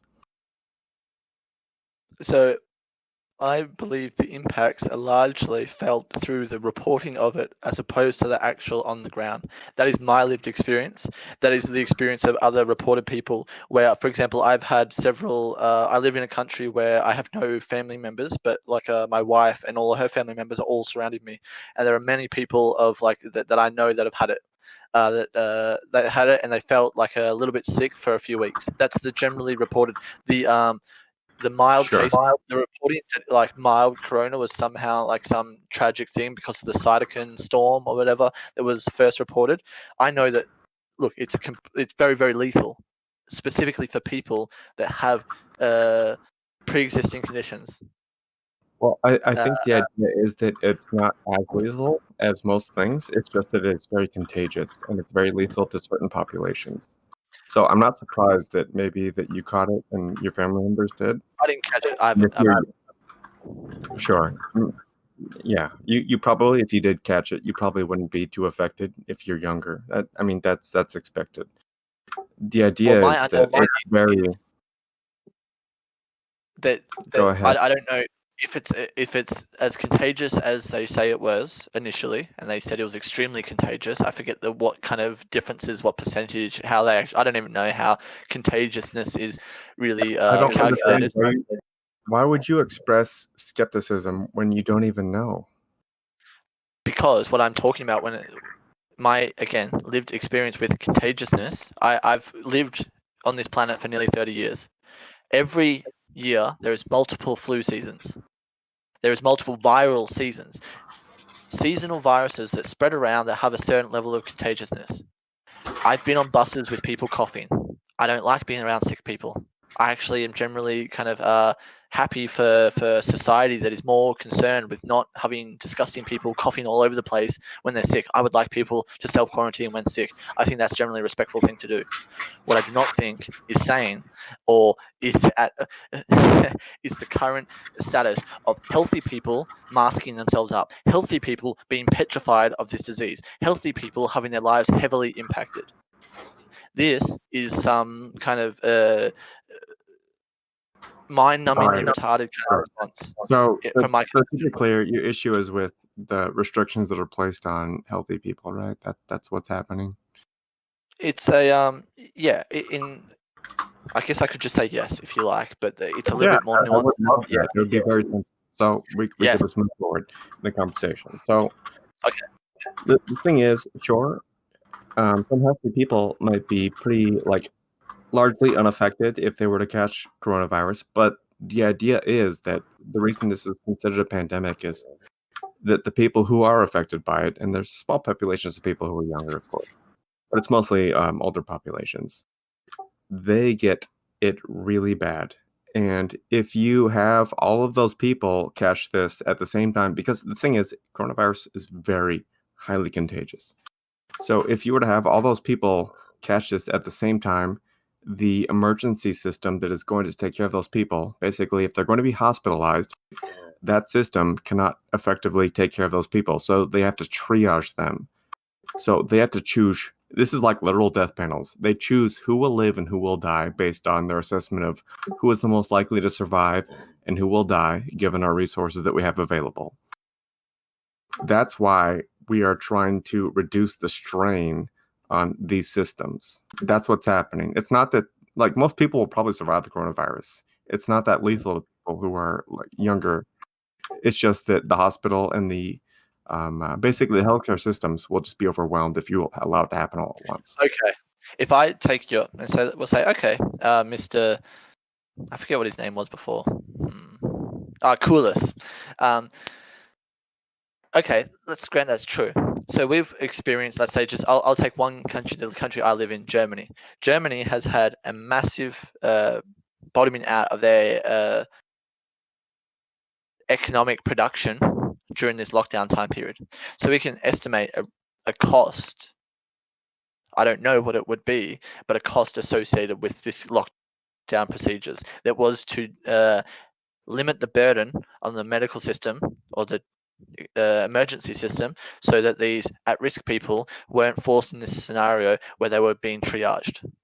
Now, you could take that you could have these strategic planners these expert people, these 160 IQ people that are paid $250,000 a year salaries to do strategic planning for 80 million people, an entire country with a GDP of billions of dollars.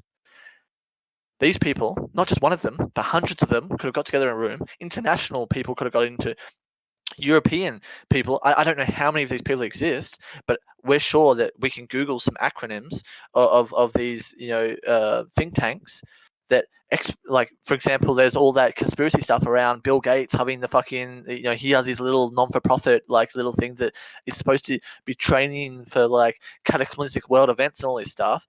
There are all these billionaire philanthropists that love to get involved in kind of this type of endeavors. Okay, these people could spend all this money, because obviously there's no consideration for the material cost of these lives, even though technically it might sound really brutal, but every nation puts a material cost on a life. Every life has a physical cost to it. Your hand, even, like, when you get insurance, your hand is worth about $1 million. Typically, if you're, for example, like a hand worker, you'll get a roughly $1 million payout if you lose a hand. These are kind of general metrics that you can actually place towards human life. This is what's done when managing large populations. These people could have massively invested in rapid training of nurses and stuff like that, and rapid development of like we saw this in New York or whatever, where they're doing these tent pop-outs and stuff like that, these short-term, for example, what's occurring in Brazil at the moment, where you've got all these short-term medical facilities. Like, this is conceivable that within a year's time, you would have a nation capable of, if this was really true, if the excuse is that we're just sitting there trying to flatten the curve so that we're not pressuring the emergency systems, well, guess what? We could ramp up our emergency systems massively to be able to account for a reopening, and then just let it all occur and effectively treat all these people. I don't know why that would be. So I guess, what is your contention, actually? It seems like you're just saying that we can make a whole bunch of new doctors, nurses, and all medical staff available. Is the ineptitude and the sorry, Keith's just got me just then. Okay. The forward planning, I expect high things of people that are supposedly very intelligent, very talented, very educated, very well immersed, very well paid, very well, is the word enumerated? No. What's the word of it?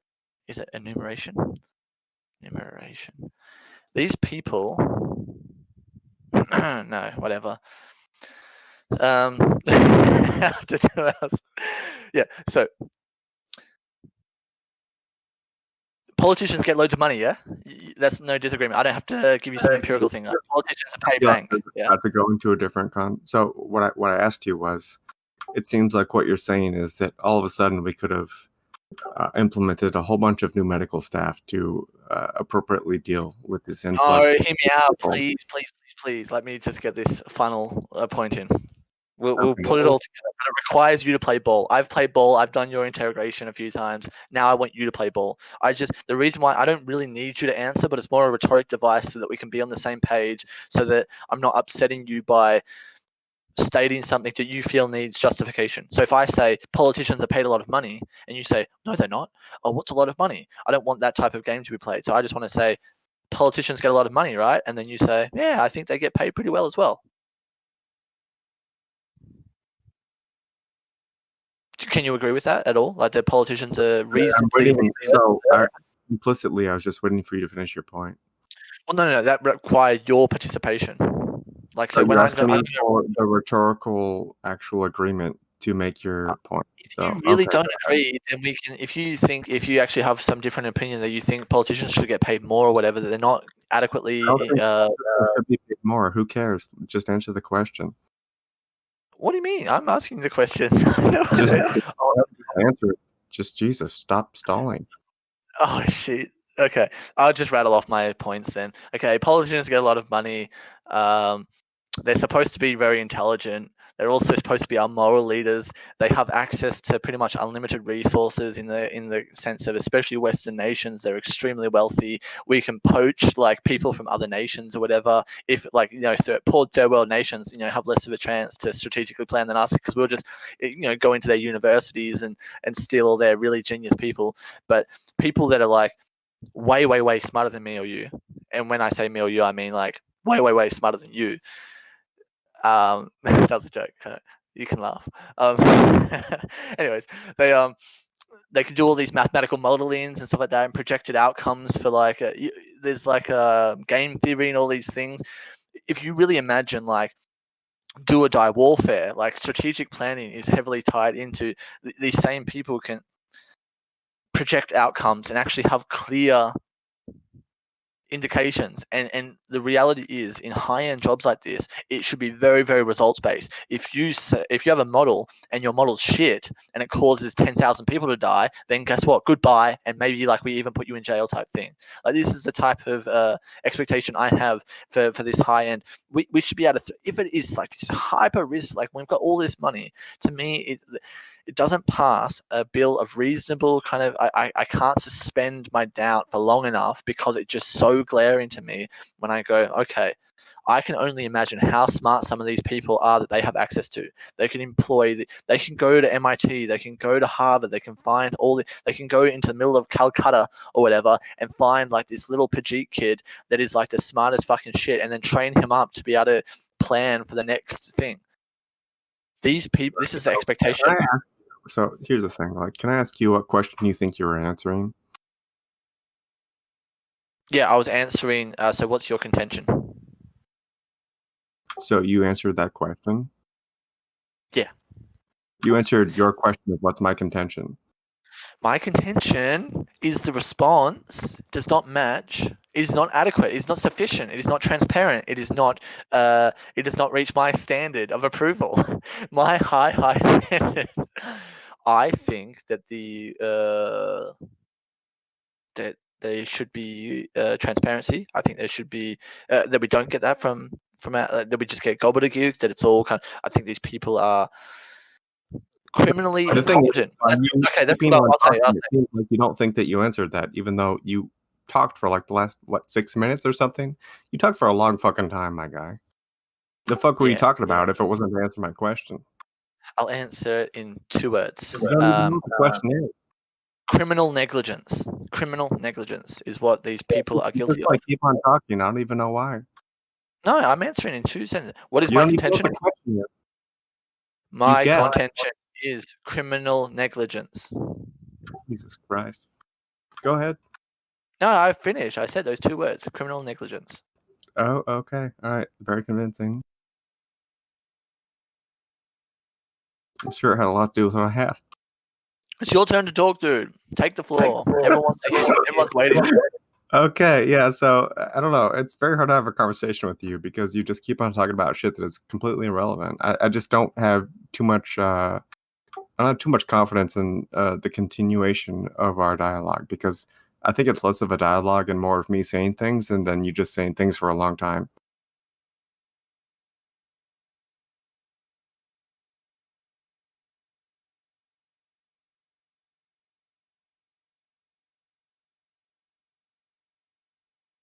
Did you want me to interface with that?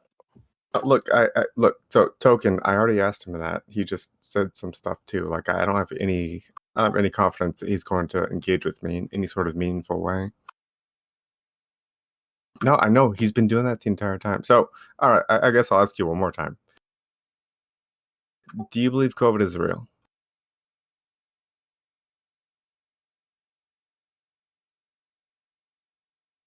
Okay. He's an expert. He's good. He is fucking good. He got us all. He got you, Token. He got you guys more than me, because I was actually pseudo calling him a troll like really early on. But then I realized later that it's actually magnificent, this level. Can you just answer the question, please? I don't know. Like, did he get us all? He got us all, dude. Well, at least he got me hardcore. I'm way too charitable. That's the problem. I agree with Instinct that I have too much patience and I'm too indulging of Terrible, Yeah, terrible troll. I think instinct sees the good in you. I think so. I commend you, fine sir. You did a doozy on me.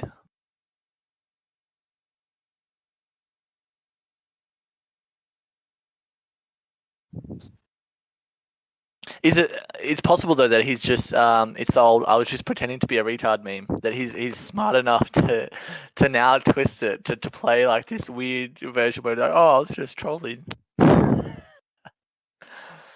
Plot twist. Ah.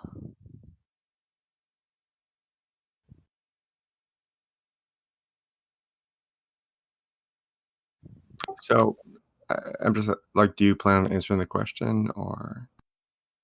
I think we should change, because you were saying before that like it doesn't usually progress that well because then you say something and then I just say something for a really long time or something. So potentially I thought we would do it the opposite way, where I say something and then you say something for a really long time. It's a creature of habit for sure. No, I really feel your contention with me talking too much could be solved, or if you were to talk more. Yeah.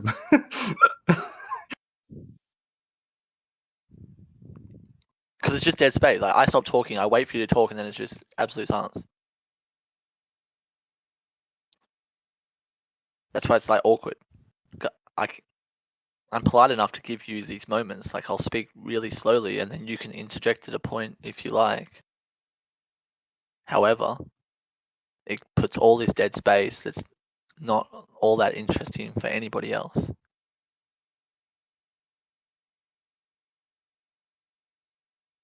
As you see, I can speak very slowly, though I don't believe in its efficacy.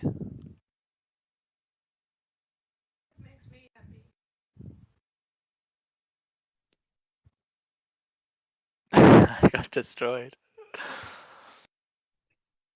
Opie, did you get the vaccine? Oh, that's a good question. No, I am completely anti-vax for no empirical reasons. Like for real, for real? 100%. Would never lie to you, Terrence. Wait, have you had the polio vaccine? Like for real, Polio. for real? So I can answer you about all these vaccines because I generally believe I was mostly unvaccinated. However, my father, when I met him, told me that he sent me to. I received a tetanus shot when I was a kid because usually if you stand on like a rusty nail, which I did, they kind of give you a tetanus shot. So I've received maybe 1 or 2 tetanus boosters and stuff as a kid. My father believes that he sent me in for one type of vaccine, but I'm pretty sure it required like a follow up. Because usually you require 1 or 2, whatever. And then my mother kidnapped me and took me to the other side of the country, and so I don't think I got that follow up vaccine. And then I got a blood test in 2014, and my doctor told me that I had no vaccines, and so he gave me a prescription for a vaccine. And I was actually considering taking it at this point, which is somewhat curious to me because I think I developed like I think I got radicalized somewhere along the line where I wasn't actually opposed to taking the vaccine. And then in around 2018, I was heavily considering joining the military. And one of the prerequisites for joining the military is they have to give you all your vaccines, and you have to get a bunch of them because you've got to go to. In the Australian military, we do a lot of peacekeeping in Southeast Asia, and to enter Southeast Asia, there's a lot more kind of risk They for give you like vaccines for like things you all of might the get when you're all of the mosquito stuff like Ross River virus and what's the other one, malaria, and then you've got all those like typhoid and all those like Southeast Asian kind of waterborne stuff. And so I would have had to, yeah, all those yep. Dengue fever is the other one. Dengue fever from the mosquitoes. That's what I said. Yeah. Oh, okay.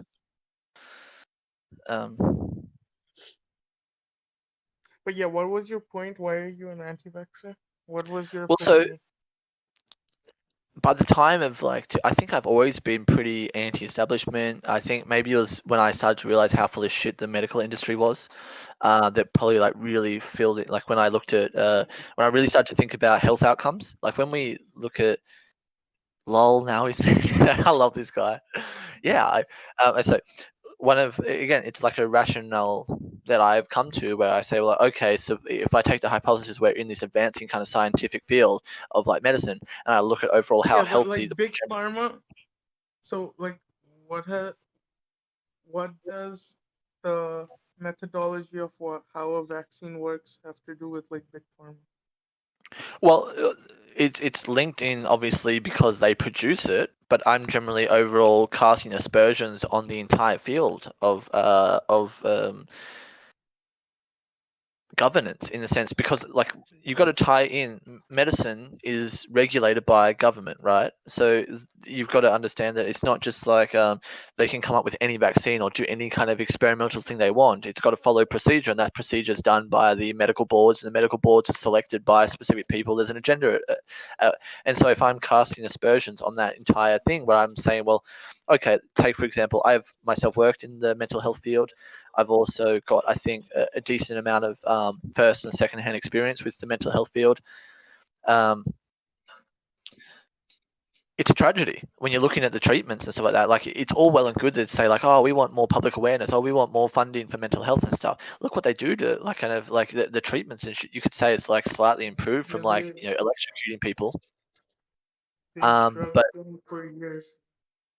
well, yeah, like when you like, so I have a friend who I think probably also, me and him, he probably influenced my negative perception on the mental health industry specifically, like heavily, because of his experiences. Like he's severely OCD and went through like 13 plus years within the system and under all these different, you know, cocktails of drugs. I don't know if you're familiar with what they call it when they a psychiatrist can effectively just decide within themselves to like give you a cocktail. Like they don't just give you one. They're like, oh, I'm going to give you 15 of this and 20 of that, and I forget the term for it, where they effectively just experiment on you. They call it like a, That's oh, hold on. That's not experimenting. So there's prescribing, and then there's actual administration of a person who's already under maybe some It's such as like a it's called, 5150. wait. go back to trolling the It's chat, called Gremlin. titrating. It's called titrating, and it's something you have to do because like, you know, there's no biological code where you get to see, oh, this amount of medicine would be proper. So you have to titrate and sort of experiment on your patient, right? Yeah, and it's all based on the reported fucking of the patient. There's no empirical Yeah, data, it's like in the supposed to sense of be. like That's applying. wait. Do you think the patients support the data that is? Wait, hold on. What do you think the data looks like if the patients Oh, are you're given such a niggler. Go back to the chat and go fucking troll in the chat. I'm just What is saying your what you question? said is very stupid, and I'm asking you why it's not. Do you take meds? I don't know why that would be contingent I'm upon curious you if you're and your personally stupid invested in answer. this conversation. I'm curious as if you have a vested interest. If you're coming at this from an objective perspective or your bias. I'm questioning your personal bias. So, what meds do you think would make my answer inadequate? I'm asking if you take mental health meds, if you've been prescribed meds by a psychiatrist. No, I don't. Okay. So, do you have any experience with friends or family members that have been with a psychiatrist? I don't understand how your question of me is going to validate your own assertions. Well, because you were coming in and niggling with what I was describing, when it seems like you probably have less experience than I do with the process. All right, so validate your assertions rather than trying to make anybody who questions you seem like an idiot. Well, I apologize if it felt like I was doing that. I honestly was That's not. exactly what you're doing. So rather than actually I was asserting not. No. It's definitely not exactly and what I was doing. so the thing is, you weren't trying to do that because you were just trying to ask me questions about my position. So how does that actually prove anything I about asked your you position? generally because What I that believe does is insinuate that you don't actually have a reason to believe or say what you're saying, right? It No, just so means that obviously you don't want to people- actually make the assertions that your position necessarily entails. no, coitus or coitus or whatever. I believe the people that are in the mental health system within it and being treated by it, there is a kind of a notion. One, because they're mentally fragile themselves. This is based off my Well, experience. as I said, I'm not in the mental health system, so are you going to That's why I operate? asked, because Are you going to Yes. operate honestly going forward or not? he was honest. Look, you got to understand. Well, that then we're why are you talking talking about me and my non-existent position in the mental health field?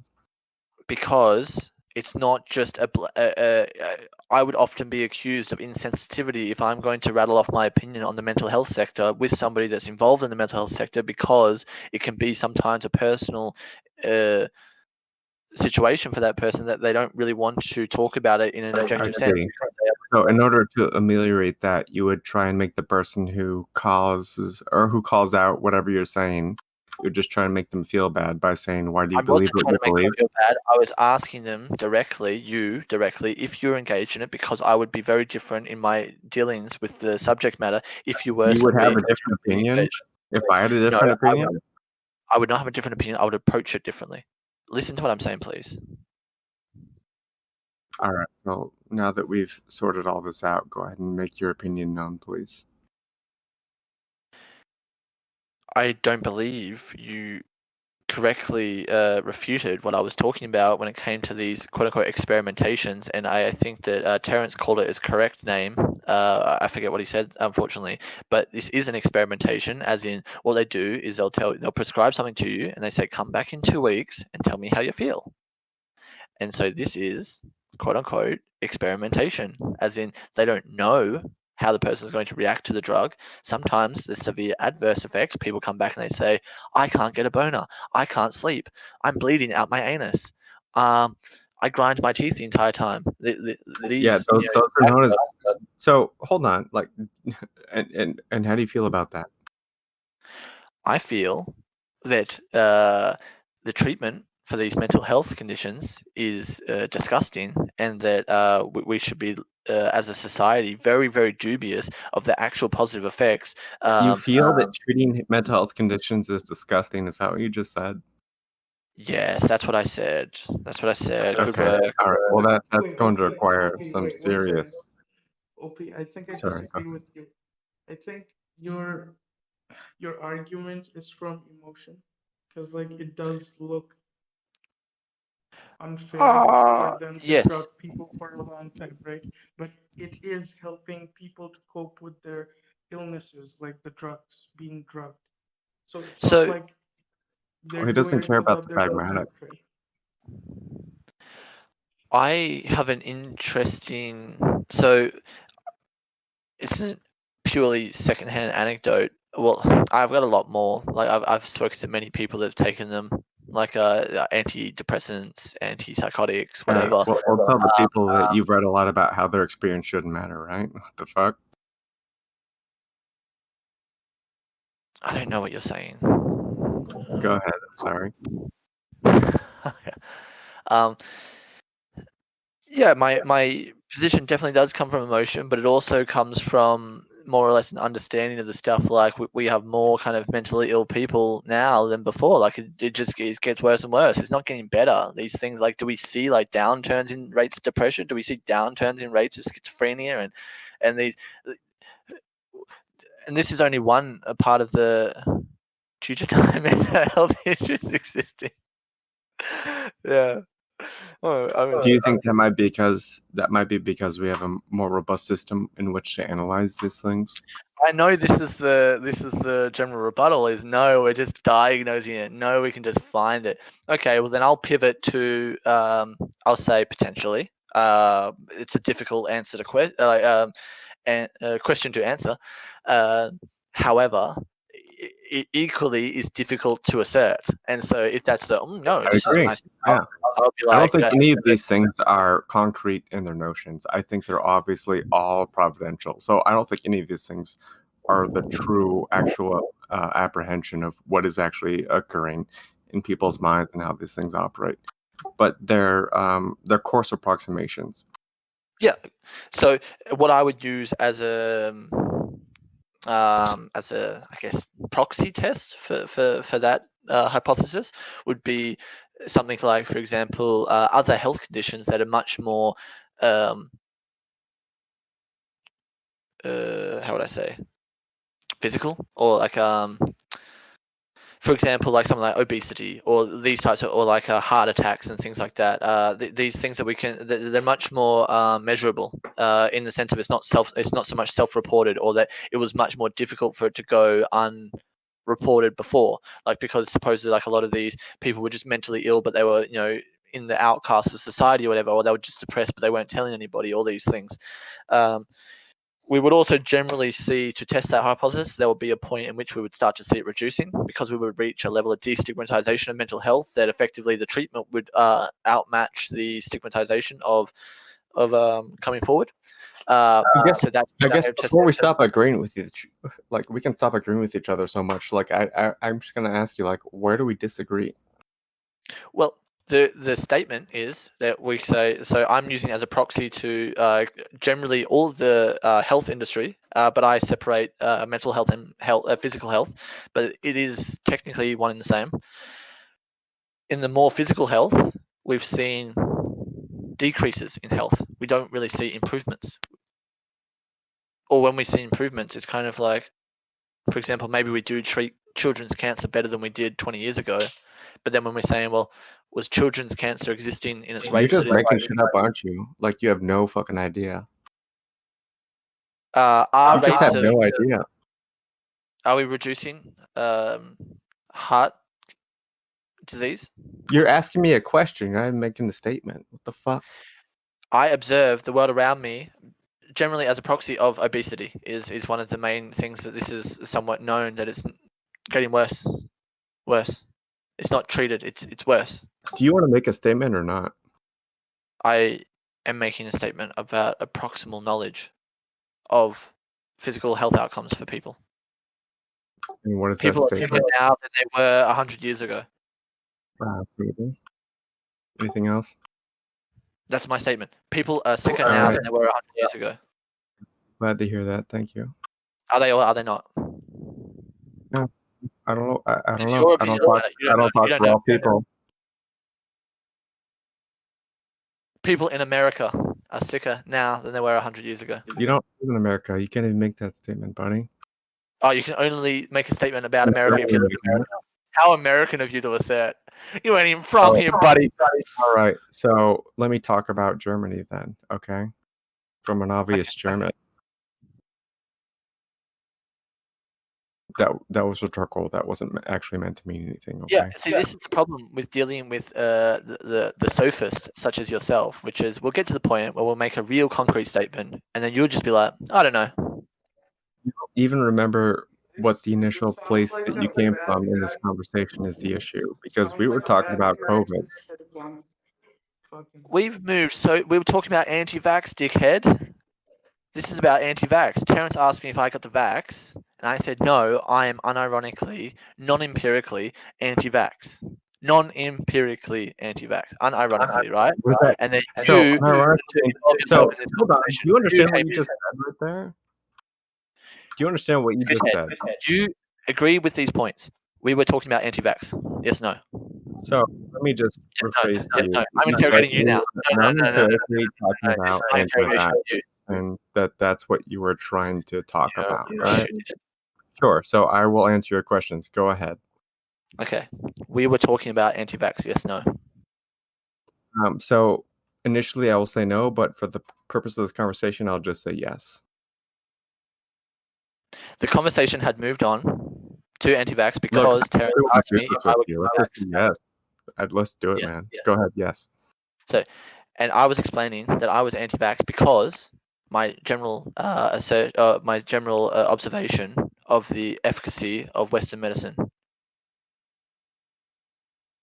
Yes, no. Yeah. So what's your okay? Yeah, sure. Go ahead.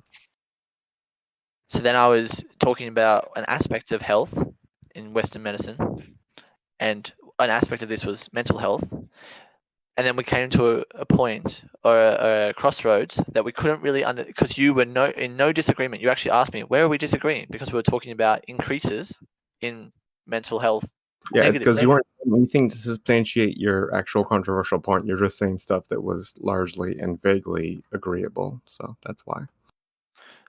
You suggested that, oh, maybe it's just that people are reporting their mental health more. And I said, well, no, well, I don't agree, but I can obviously say that I don't have any hard way to deny. Now you're actually moving beyond the actual fucking own dome of which you wanted to operate in, right? You wanted to actually have this conversation be within the structure and the strictures of just us talking to now, rather than beyond what was happening beyond that situation, right? So just why are you actually talking about things that didn't happen? Come on, man. So either be in the own dome or don't. I don't. None of that was coherent. Literally zero of it. So okay, I understand that you. So fuck. I don't think I have the resources Stop derailment. to understand. OP, answer my questions. Okay, OP, please answer this. And don't Eastern people take vaccines too? Eastern people often take vaccines developed in Western nations. They often have them, donated to them. When we're talking about medical innovations, it's often a Western enterprise. Eastern people take them. There has been reports of obviously poor outcomes for the Eastern people. My interest in the subject matter is usually limited to the West, and thus I limit my conversation to not to exclude kind of interesting data points, and I'm always interested if one wants to incorporate them, but I just generally yes, Eastern people do take vaccines. Poor vaccine outcome for Eastern nations, interesting. Yeah, there's a few cases of like Seems like you have to look at fucking data to answer that question, but he's just going to fucking wing it. We'll see. Africa, definitely. There's reported cases where there was some, dodgy shit going on in the vaccines that were given to them. You can fish all these kind of documents out if you're interested in them. The previous question as well. Okay, sorry. Do you think more people's lives are being ruined through these medications, mental health medications? Yes.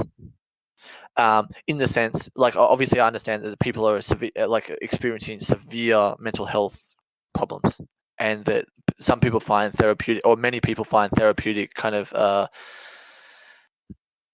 properties from these medications. However, this is tantamount to I assert that people are experiencing a lot of the time mental health complications because it's a natural response to their lifestyle. So there's the mind is effectively saying, stop doing something that you're doing.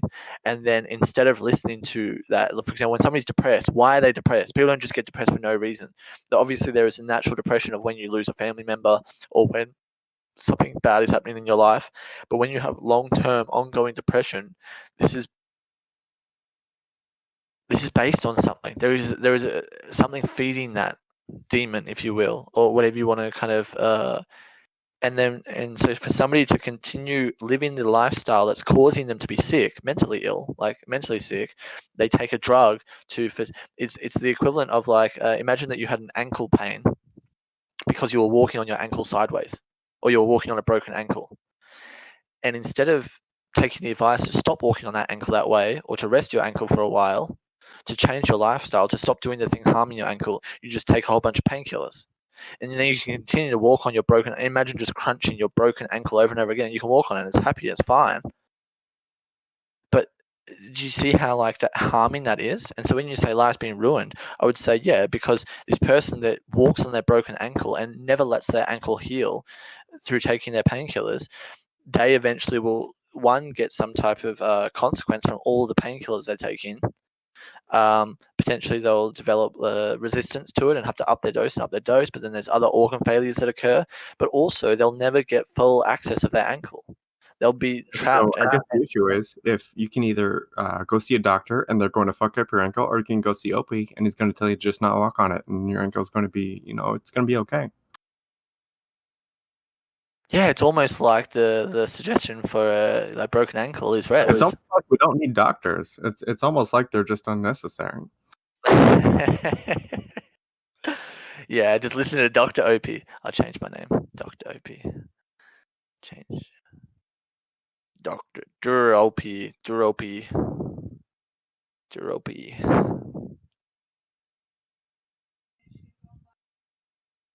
Yeah, soon. Okay.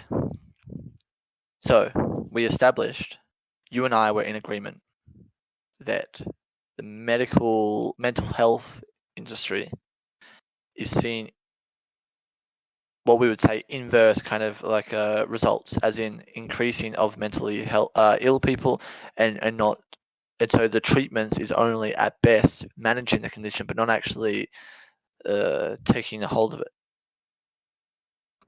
Know And then exactly what that means. In a sense, we have a pandemic of mental illness. Okay. Yeah, the real pandemic is All right. But do you want to specify, or do you just want to just leave it vague? people are depressed outside of their mind because they live deracinated lives that are disconnected from nature and production, and it's to I'm serve not kind of asking interests for that they a don't general actually. statement, okay? Like, no, never mind. Yeah, called liberalism, neo-feudalism, globo-homo, neoliberalism, sexual revolution or sexual liberation has caused hugely, people to be individualism, suburbia, living in kind of metropolitan Listen, health I scale, understand the criticism. multiculturalism, I just, immigration. sure. So I just think, why do you think these criticisms, like, what are you trying to promote? I am trying to promote healthy living. Okay, and you think you're going to do that through the promotion of some sort of ideological system, correct? Yes, that first come. Well, one could say like, this is actually beyond potentially. Praxis and theory is an interesting question. I believe that obviously it has to be acted upon, but there is a theoretical notion to help people kind of convince people outside. I would say that overall there's a model of how we Yeah. found ourselves. What? This, So let's just say, obviously, I'm not expecting you to exemplify any model, but I'm asking you, what do you think is the ideal model? for life. My Dr. OP's top 10 tips for life. If you're gonna call it, you're just gonna sound. Okay, go ahead. Sunlight, breathing, eating. Okay. It's up there. Eating healthy animals. When I say healthy Right. animals, I mean animals that have also lived just like, so if you all these kind of, so there's a lifestyle that I suggest for a human, and I also suggest this human eats an animal that has lived a similar lifestyle, in the sense of it may be called like an appeal. Huh? What did you say? Goddamn communist. Sorry, go ahead. I'm sorry. Communism. Communism. Yeah. So I appeal somewhat to a simple way of life, a more traditional way of life, a more naturalistic way of life. I would say observing natural systems. Holy shit. That is so fucking weak. So weak. Yeah, because you don't even go anywhere. Are you talking You about a just got- stagnant and anti-progressive? I'm not anti-progressive, by the way. I didn't say that you were. I'm just saying that it's weak that you just stopped that. That's all. Oh, weak that I stop there. Well, let me go on. Like, what would be I'm strong? trying to just fully flesh out your belief system, my friend. Okay, well, unfortunately, it's a little bit late for me, so I won't do the full flesh out. All right, you can't even just a. I'll stay on just one a bit. subject. I can. All right. I guess we'll do.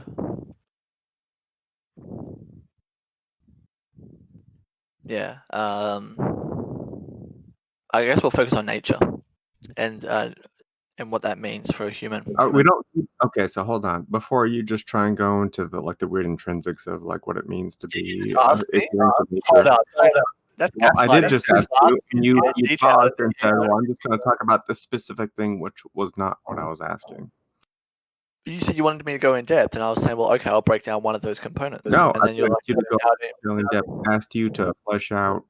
Okay, so the thing is, I'm asking you to, before you go into any specific realm of what you're actually trying to flesh out. Just maybe flesh out all of it. That's that. Like the How thing do is, I do that? listen. Okay, so I understand when I say all of it. Obviously, it's not implicit because I understand that you can't put all of it in there. But maybe put before you try and work in these parentheses. Try and put of where the hard boundary is of where I don't believe in simple sentences. Like I can't say in several paragraphs what I believe. So therefore, it is required that I actually have these necessary Okay. Okay. So I know what you're saying. Yeah. Okay. Yeah. Okay, Yeah. go ahead. Yeah. I think I understand what your question is. You want more of an articulation of the basic concept. Well, I don't actually. I was looking for a more basic one, but it seems like that's not going to happen. So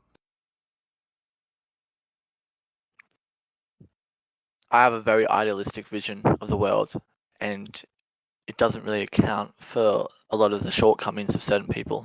And so I'll give the caveat that when we argue these fringe cases, they're not going to be included. For example, my idealization of the world would be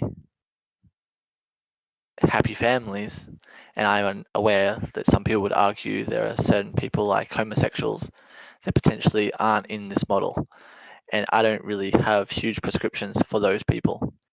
they can have That could- happy that could- families. They just don't have a man and woman. It's not just like the nuclear family. That's all.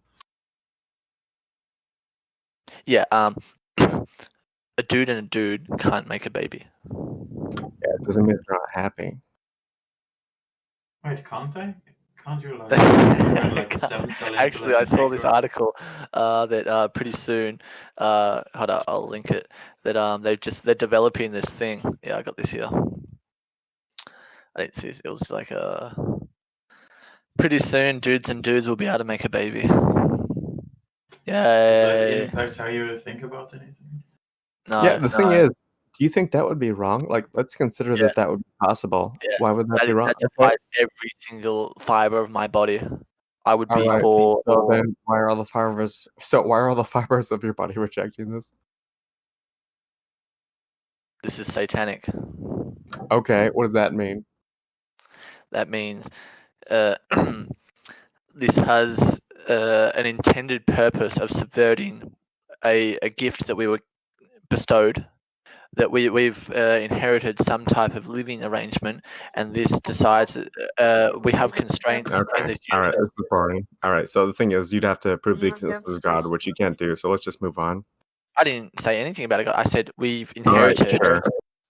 Then we'll move on from all the assumptions that are required for you to make this actual moral statement. Okay.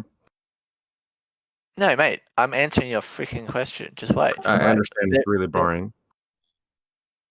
Yeah, but you can be bored, but you can at least have the respect to let Okay, me I'm kind of sorry. do my monologue. Okay. All right. Go ahead. I'm sorry. Okay, thank you. It'll take a second. Don't worry. This is purposefully subverting a structure that was not broken, and it's in the vein of because we can. Obviously, you could argue, oh, but homos want to be able to have their babies with one another. Well, it has.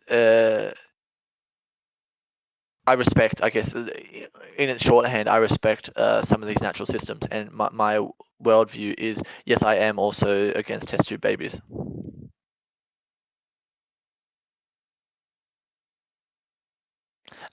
It offends a worldview of mine in the sense of observing natural systems and aligning ourselves with them.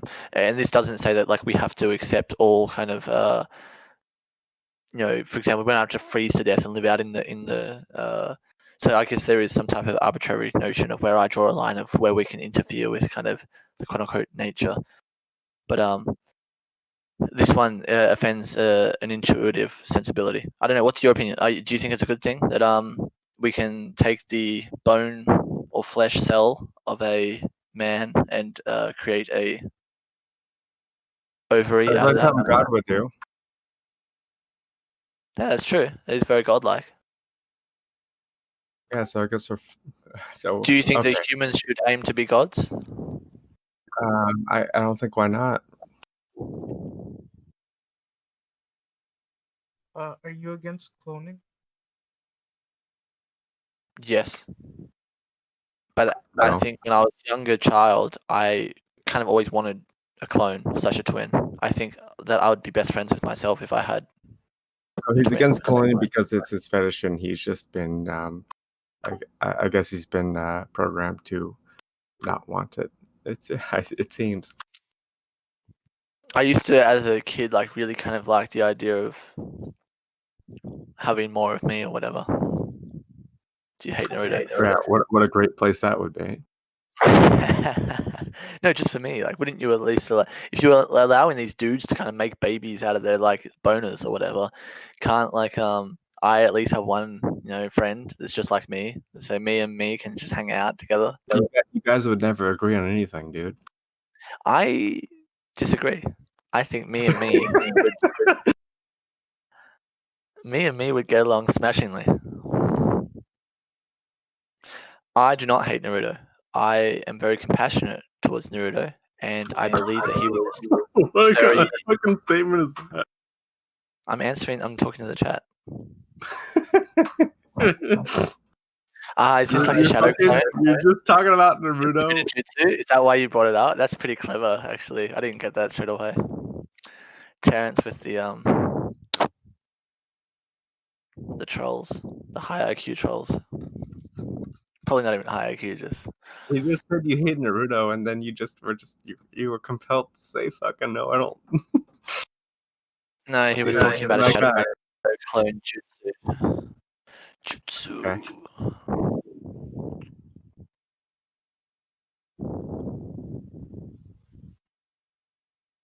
That Yeah, seems Naruto's like friend. some Yeah, gay.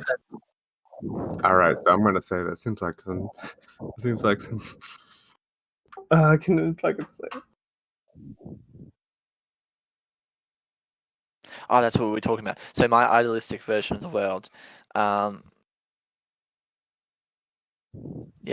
some type of incorporated like happy family or something like that. That has a female and a male, a mummy and a daddy, not a daddy. And a All daddy. right, yeah. Oh, that's great, man. Thanks for sharing. Do you want a husband? Yeah. Do you? No, I don't want a husband. Do you want to have a Why child with not? your husband? Yeah. Do you? No, I don't want a husband, so I definitely don't want a child with my husband. So you don't want to have a child. I want to have a child, not with my husband. So you want to cheat? No, I want to have a child with a woman, with my wife. Yeah, that's not gonna happen. Well, why not? Why not? Hope he's an incel. Yeah, that's what I wanted him to say it though. Listen, okay. You think there's a high likelihood that you have a child with a dude than I do with a woman? Of course. Yeah. And this is how we know like who lives in an alternate reality. That's the You've accepted this reality at this point. If you're going to say that He wouldn't that's what's believe it. going Even to if he actually saw you, happen, you'd okay? probably think it's CGI or something. Yeah, okay. Fuck, I talked to Huh? fucking Jonathan earlier, okay? So I'm the never mind. Ah. Listen, I'm just trying to determine why you believe what you believe in a very robust sense.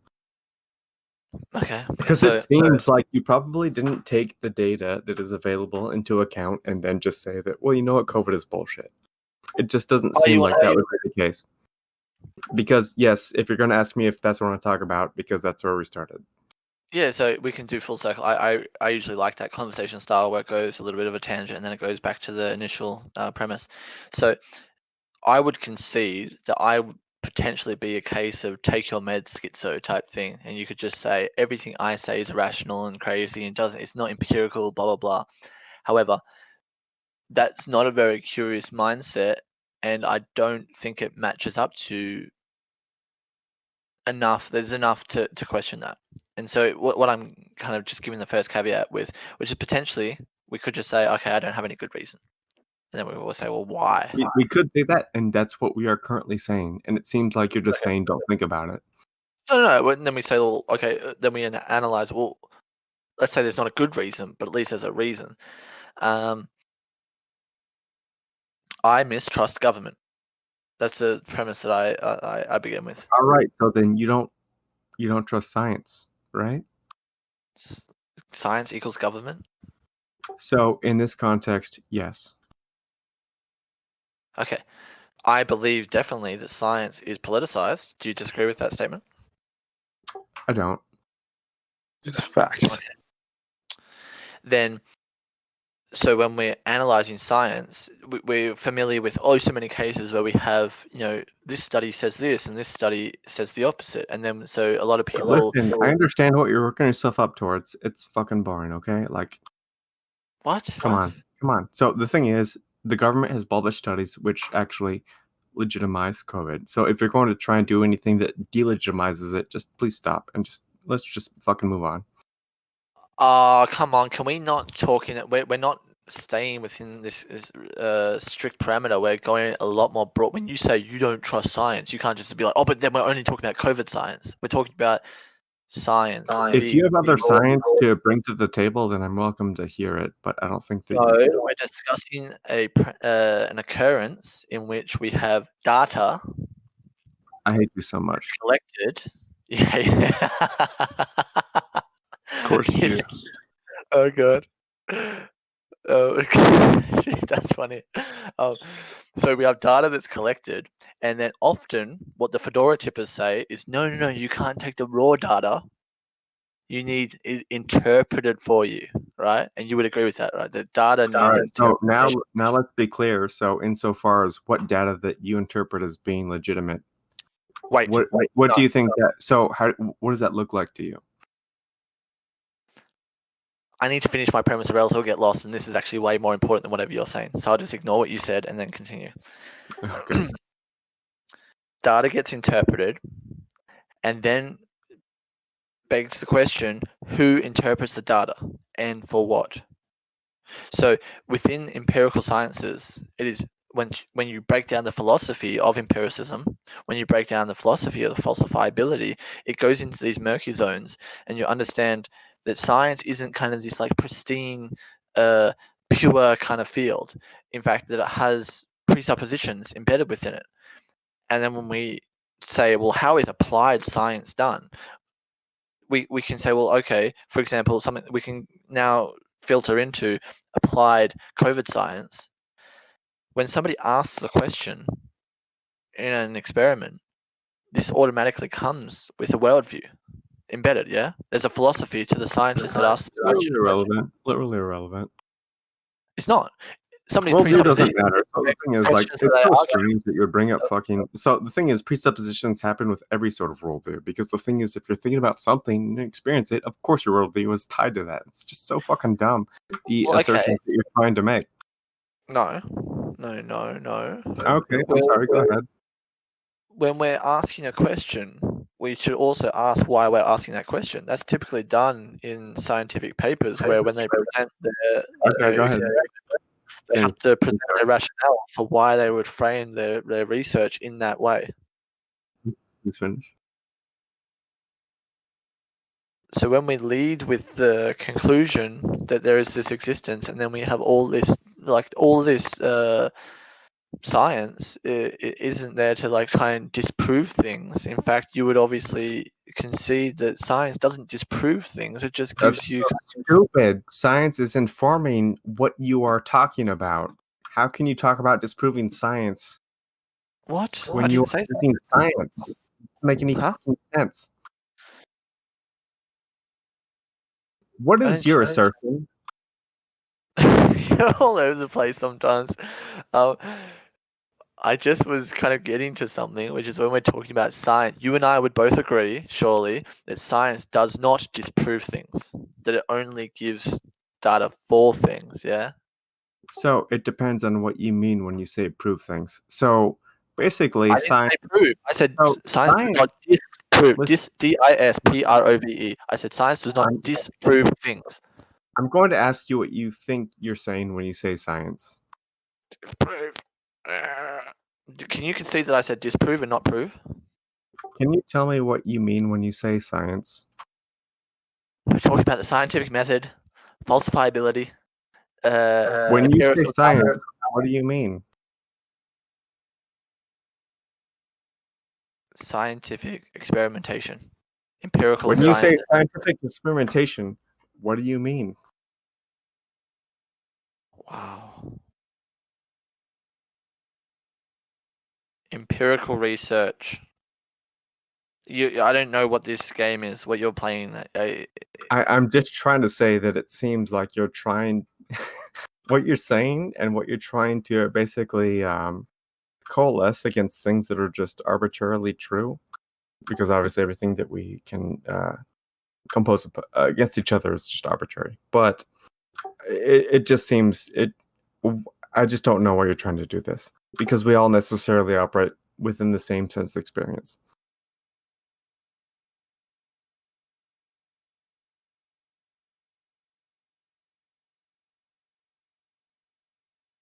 I'll just leave you to talk for a while or whatever about stuff, and maybe you'll make sense at a point. Okay. No, keep talking or something. I will ask, why did somebody change my name to whatever this fucking says? I requested it because I wanted you to have the name straightforward question, because that was I think that would be a better So name. I didn't actually. So I heard straight 4D Quest 1. Like, it doesn't.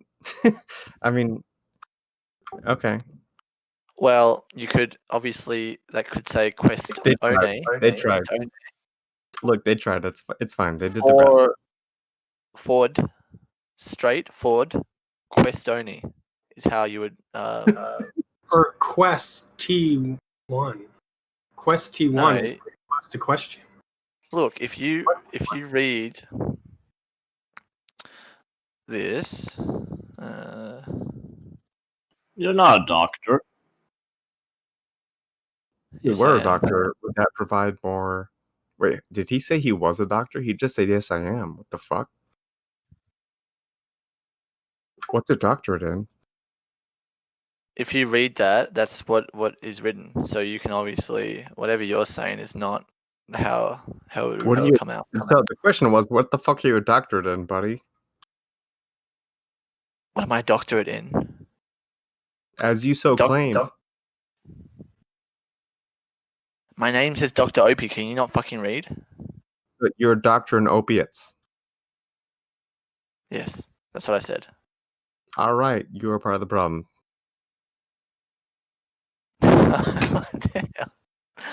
Okay. Yeah, I'm gonna tap out. You can enjoy him still. Why? Long time, by the way. Steele, what do you think about lockdowns? Yes. Lockdowns are good? That means that you think lockdowns are good. No, I just said yes. He's a That fool. means Lockdowns are. They yes, exist. they are. Okay, Yeah, so you have yeah. no actual other commitment besides yes. Oh, you want an actual commitment? Okay. Answer maybe. Let's Not a see. commitment. I think they're generally not effective. There's also a violation of intrinsic rights in a number of countries. You violate when you introduce a lockdown. So I think it's an overstep of authority from a number of governments. Now, it's relative to every single country, right? Because in some countries they're legally allowed to do so, and then it's fine. If they're not legally allowed to do so, it's not fine. Wait, so are you working from a strictly whatever the country you currently reside in, they're correct in the way that they actually provide the law to you? I mean, if they're legally allowed to do so under their legal system, then there is no justification for your argument saying, "Oh, you're not allowed to do this," right? Yeah. So if the government is telling you that there's a lockdown, then why could you actually object to it? Well, because they're in a number of countries, it's actually against their any ones that you live in? Constitution. Yeah, Sweden is not allowed to lock down, for example. Germany is also against the Constitution, but they've been doing it anyways. I'm pretty sure in Where- the entire EU, we have this thing called freedom of movement. Wait, And aren't they're shutting you, down the are you border. supposed to be gone? So hold on, I'm talking to the other person who you gave the gauntlet to. So Yeah, but I'll just say for Steel, the entire EU, everybody in the EU. wow, you sound a whole lot like not Steel right now. It's very strange. Okay, Obi, I'm aware of freedom of movement, but that's actually not relevant to the discussion, right? Thank God, this guy is smarter than me. Now, if you look at, say, Sweden specifically, the government is not allowed to put in measures that limit the freedom of association of its citizenry in peacetime. Currently, this is peacetime. All right, so now let's actually talk about what the actual question was, which is we're referring to the idea that in a democracy, whether the government has the right to tell you to quarantine forcefully within your abode. Yes or no? Currently, dependent on the country, there are countries that do allow it and countries that don't allow it. Sure. Legally So let's speaking. talk about the ones that you guys live in, because it seems like that's the most. Yes, my country does not allow it legally speaking. So, which country do you live in? Sweden. And when you say doesn't allow it, do you mean that they're not allowed to force you to? It violates our constitution. Okay. All right, that's fine. They're only allowed to put restrictions on freedom of association in times of war.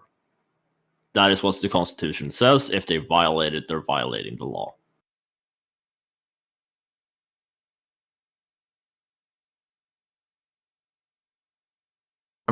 I'm just looking it up right now. Hold on.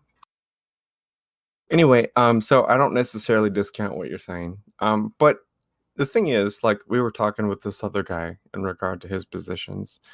I think it essentially boils down to whether you think COVID is a real threat or not.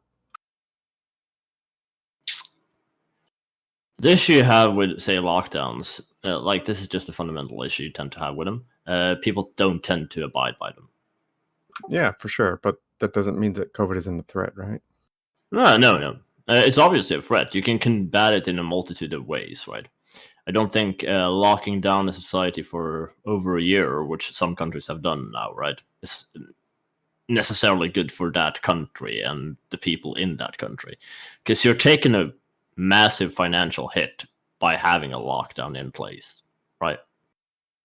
So I guess let's assume that there is no lockdown in place and that all these people who are vulnerable are just hospitalized instead. What do you think would happen? I mean, so what you could do, right, is you can essentially sequester away the at-risk population voluntarily, of course. No, not as long as it's voluntary. It's not worse. Well, so voluntarily, that I don't think that'd be that many people. I think you would see you would see a number of people that do self. Yeah, you would see a number isolate. Of people, yeah. For example, in Sweden, there are a number of at-risk population groups that do self-isolate, and I think the figure was around 96% in the last. Wait, 96% of what though? At-risk populations. So okay, but the thing is, we're not talking about that. Obviously, we're talking about a different population. That's the entire point. Yeah, man. The point was you can segregate away the at-risk population, and then there's no inherent risk. Yeah, that's literally called a lockdown. And there's a difference between locking down the entirety of society and sequestering away at-risk population groups. Do you understand the difference? Yeah, of course.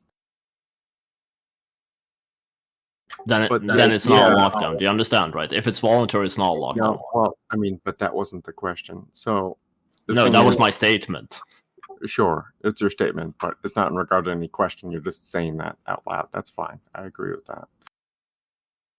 The thing is that I'm just saying that, yeah, of course, what you're saying is correct. And if most people were to abide by the same thing that you're saying, yeah, sure.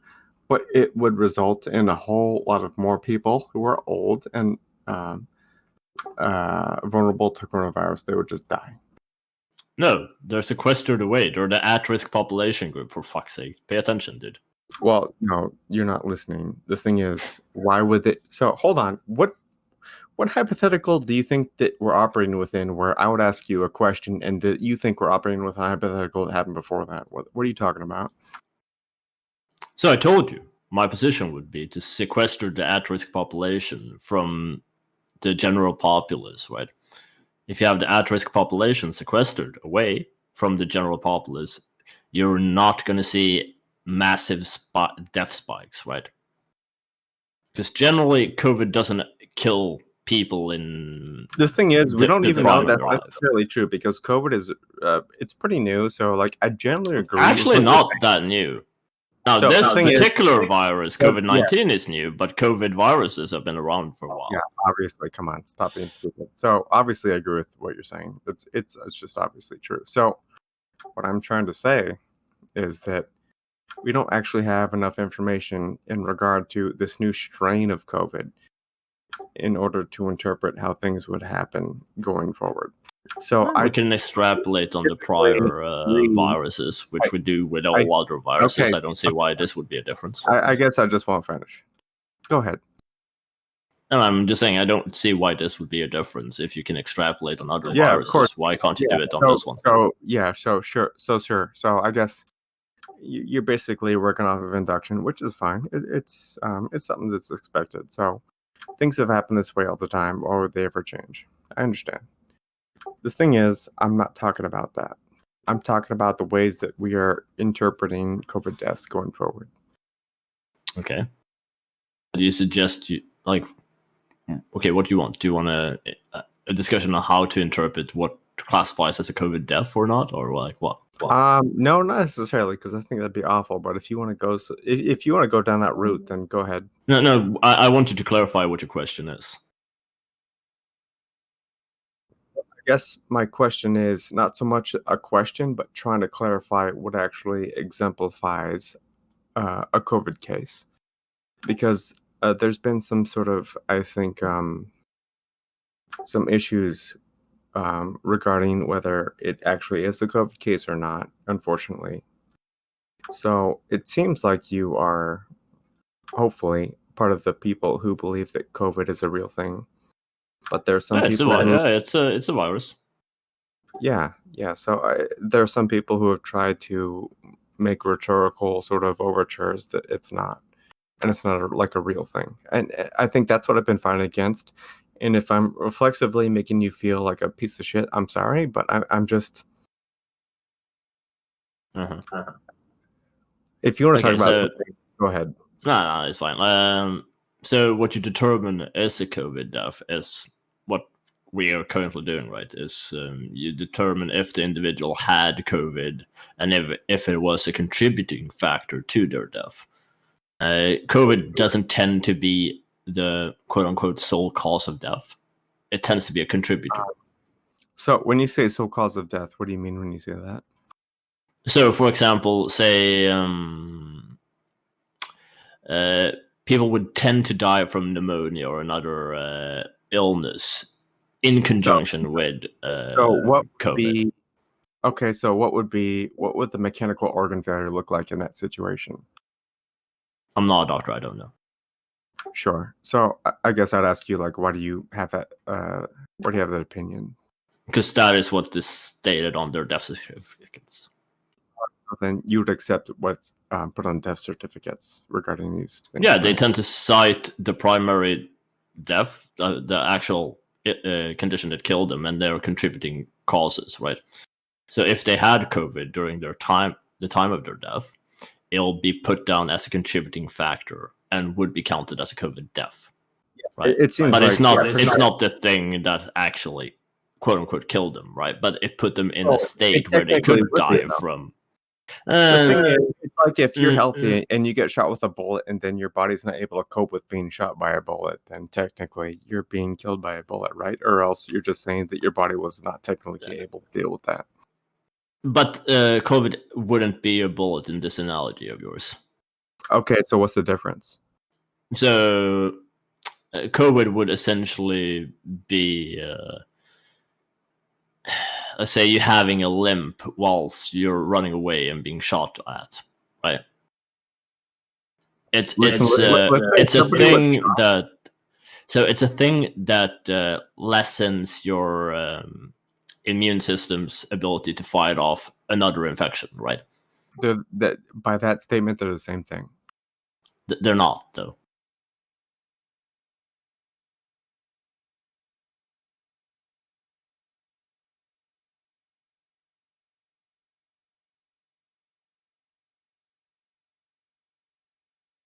That's not true. So what's the primary cause?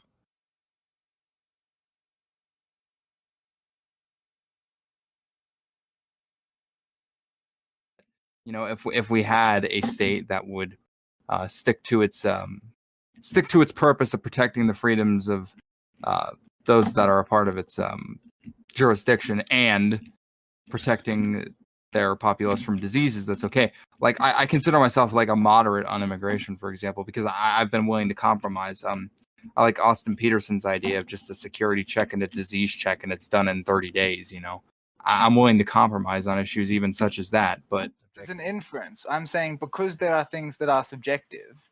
If that is the case, then subjectivity has to be objectively true, because if it is not, then there are not things that are subjective.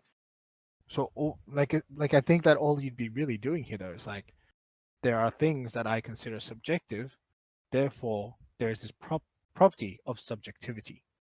Sure. No. It'd be like a definitional. I'm saying that for there to be, why the fuck isn't there just no things, right?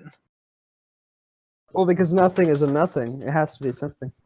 Correct. That's part of the answer. Nothingness is impossible. That's definitely half the answer. The other half of the answer is, okay, because nothingness is impossible, something always is. So what is that something? And the answer to that is that fundamentally that something is called data logic.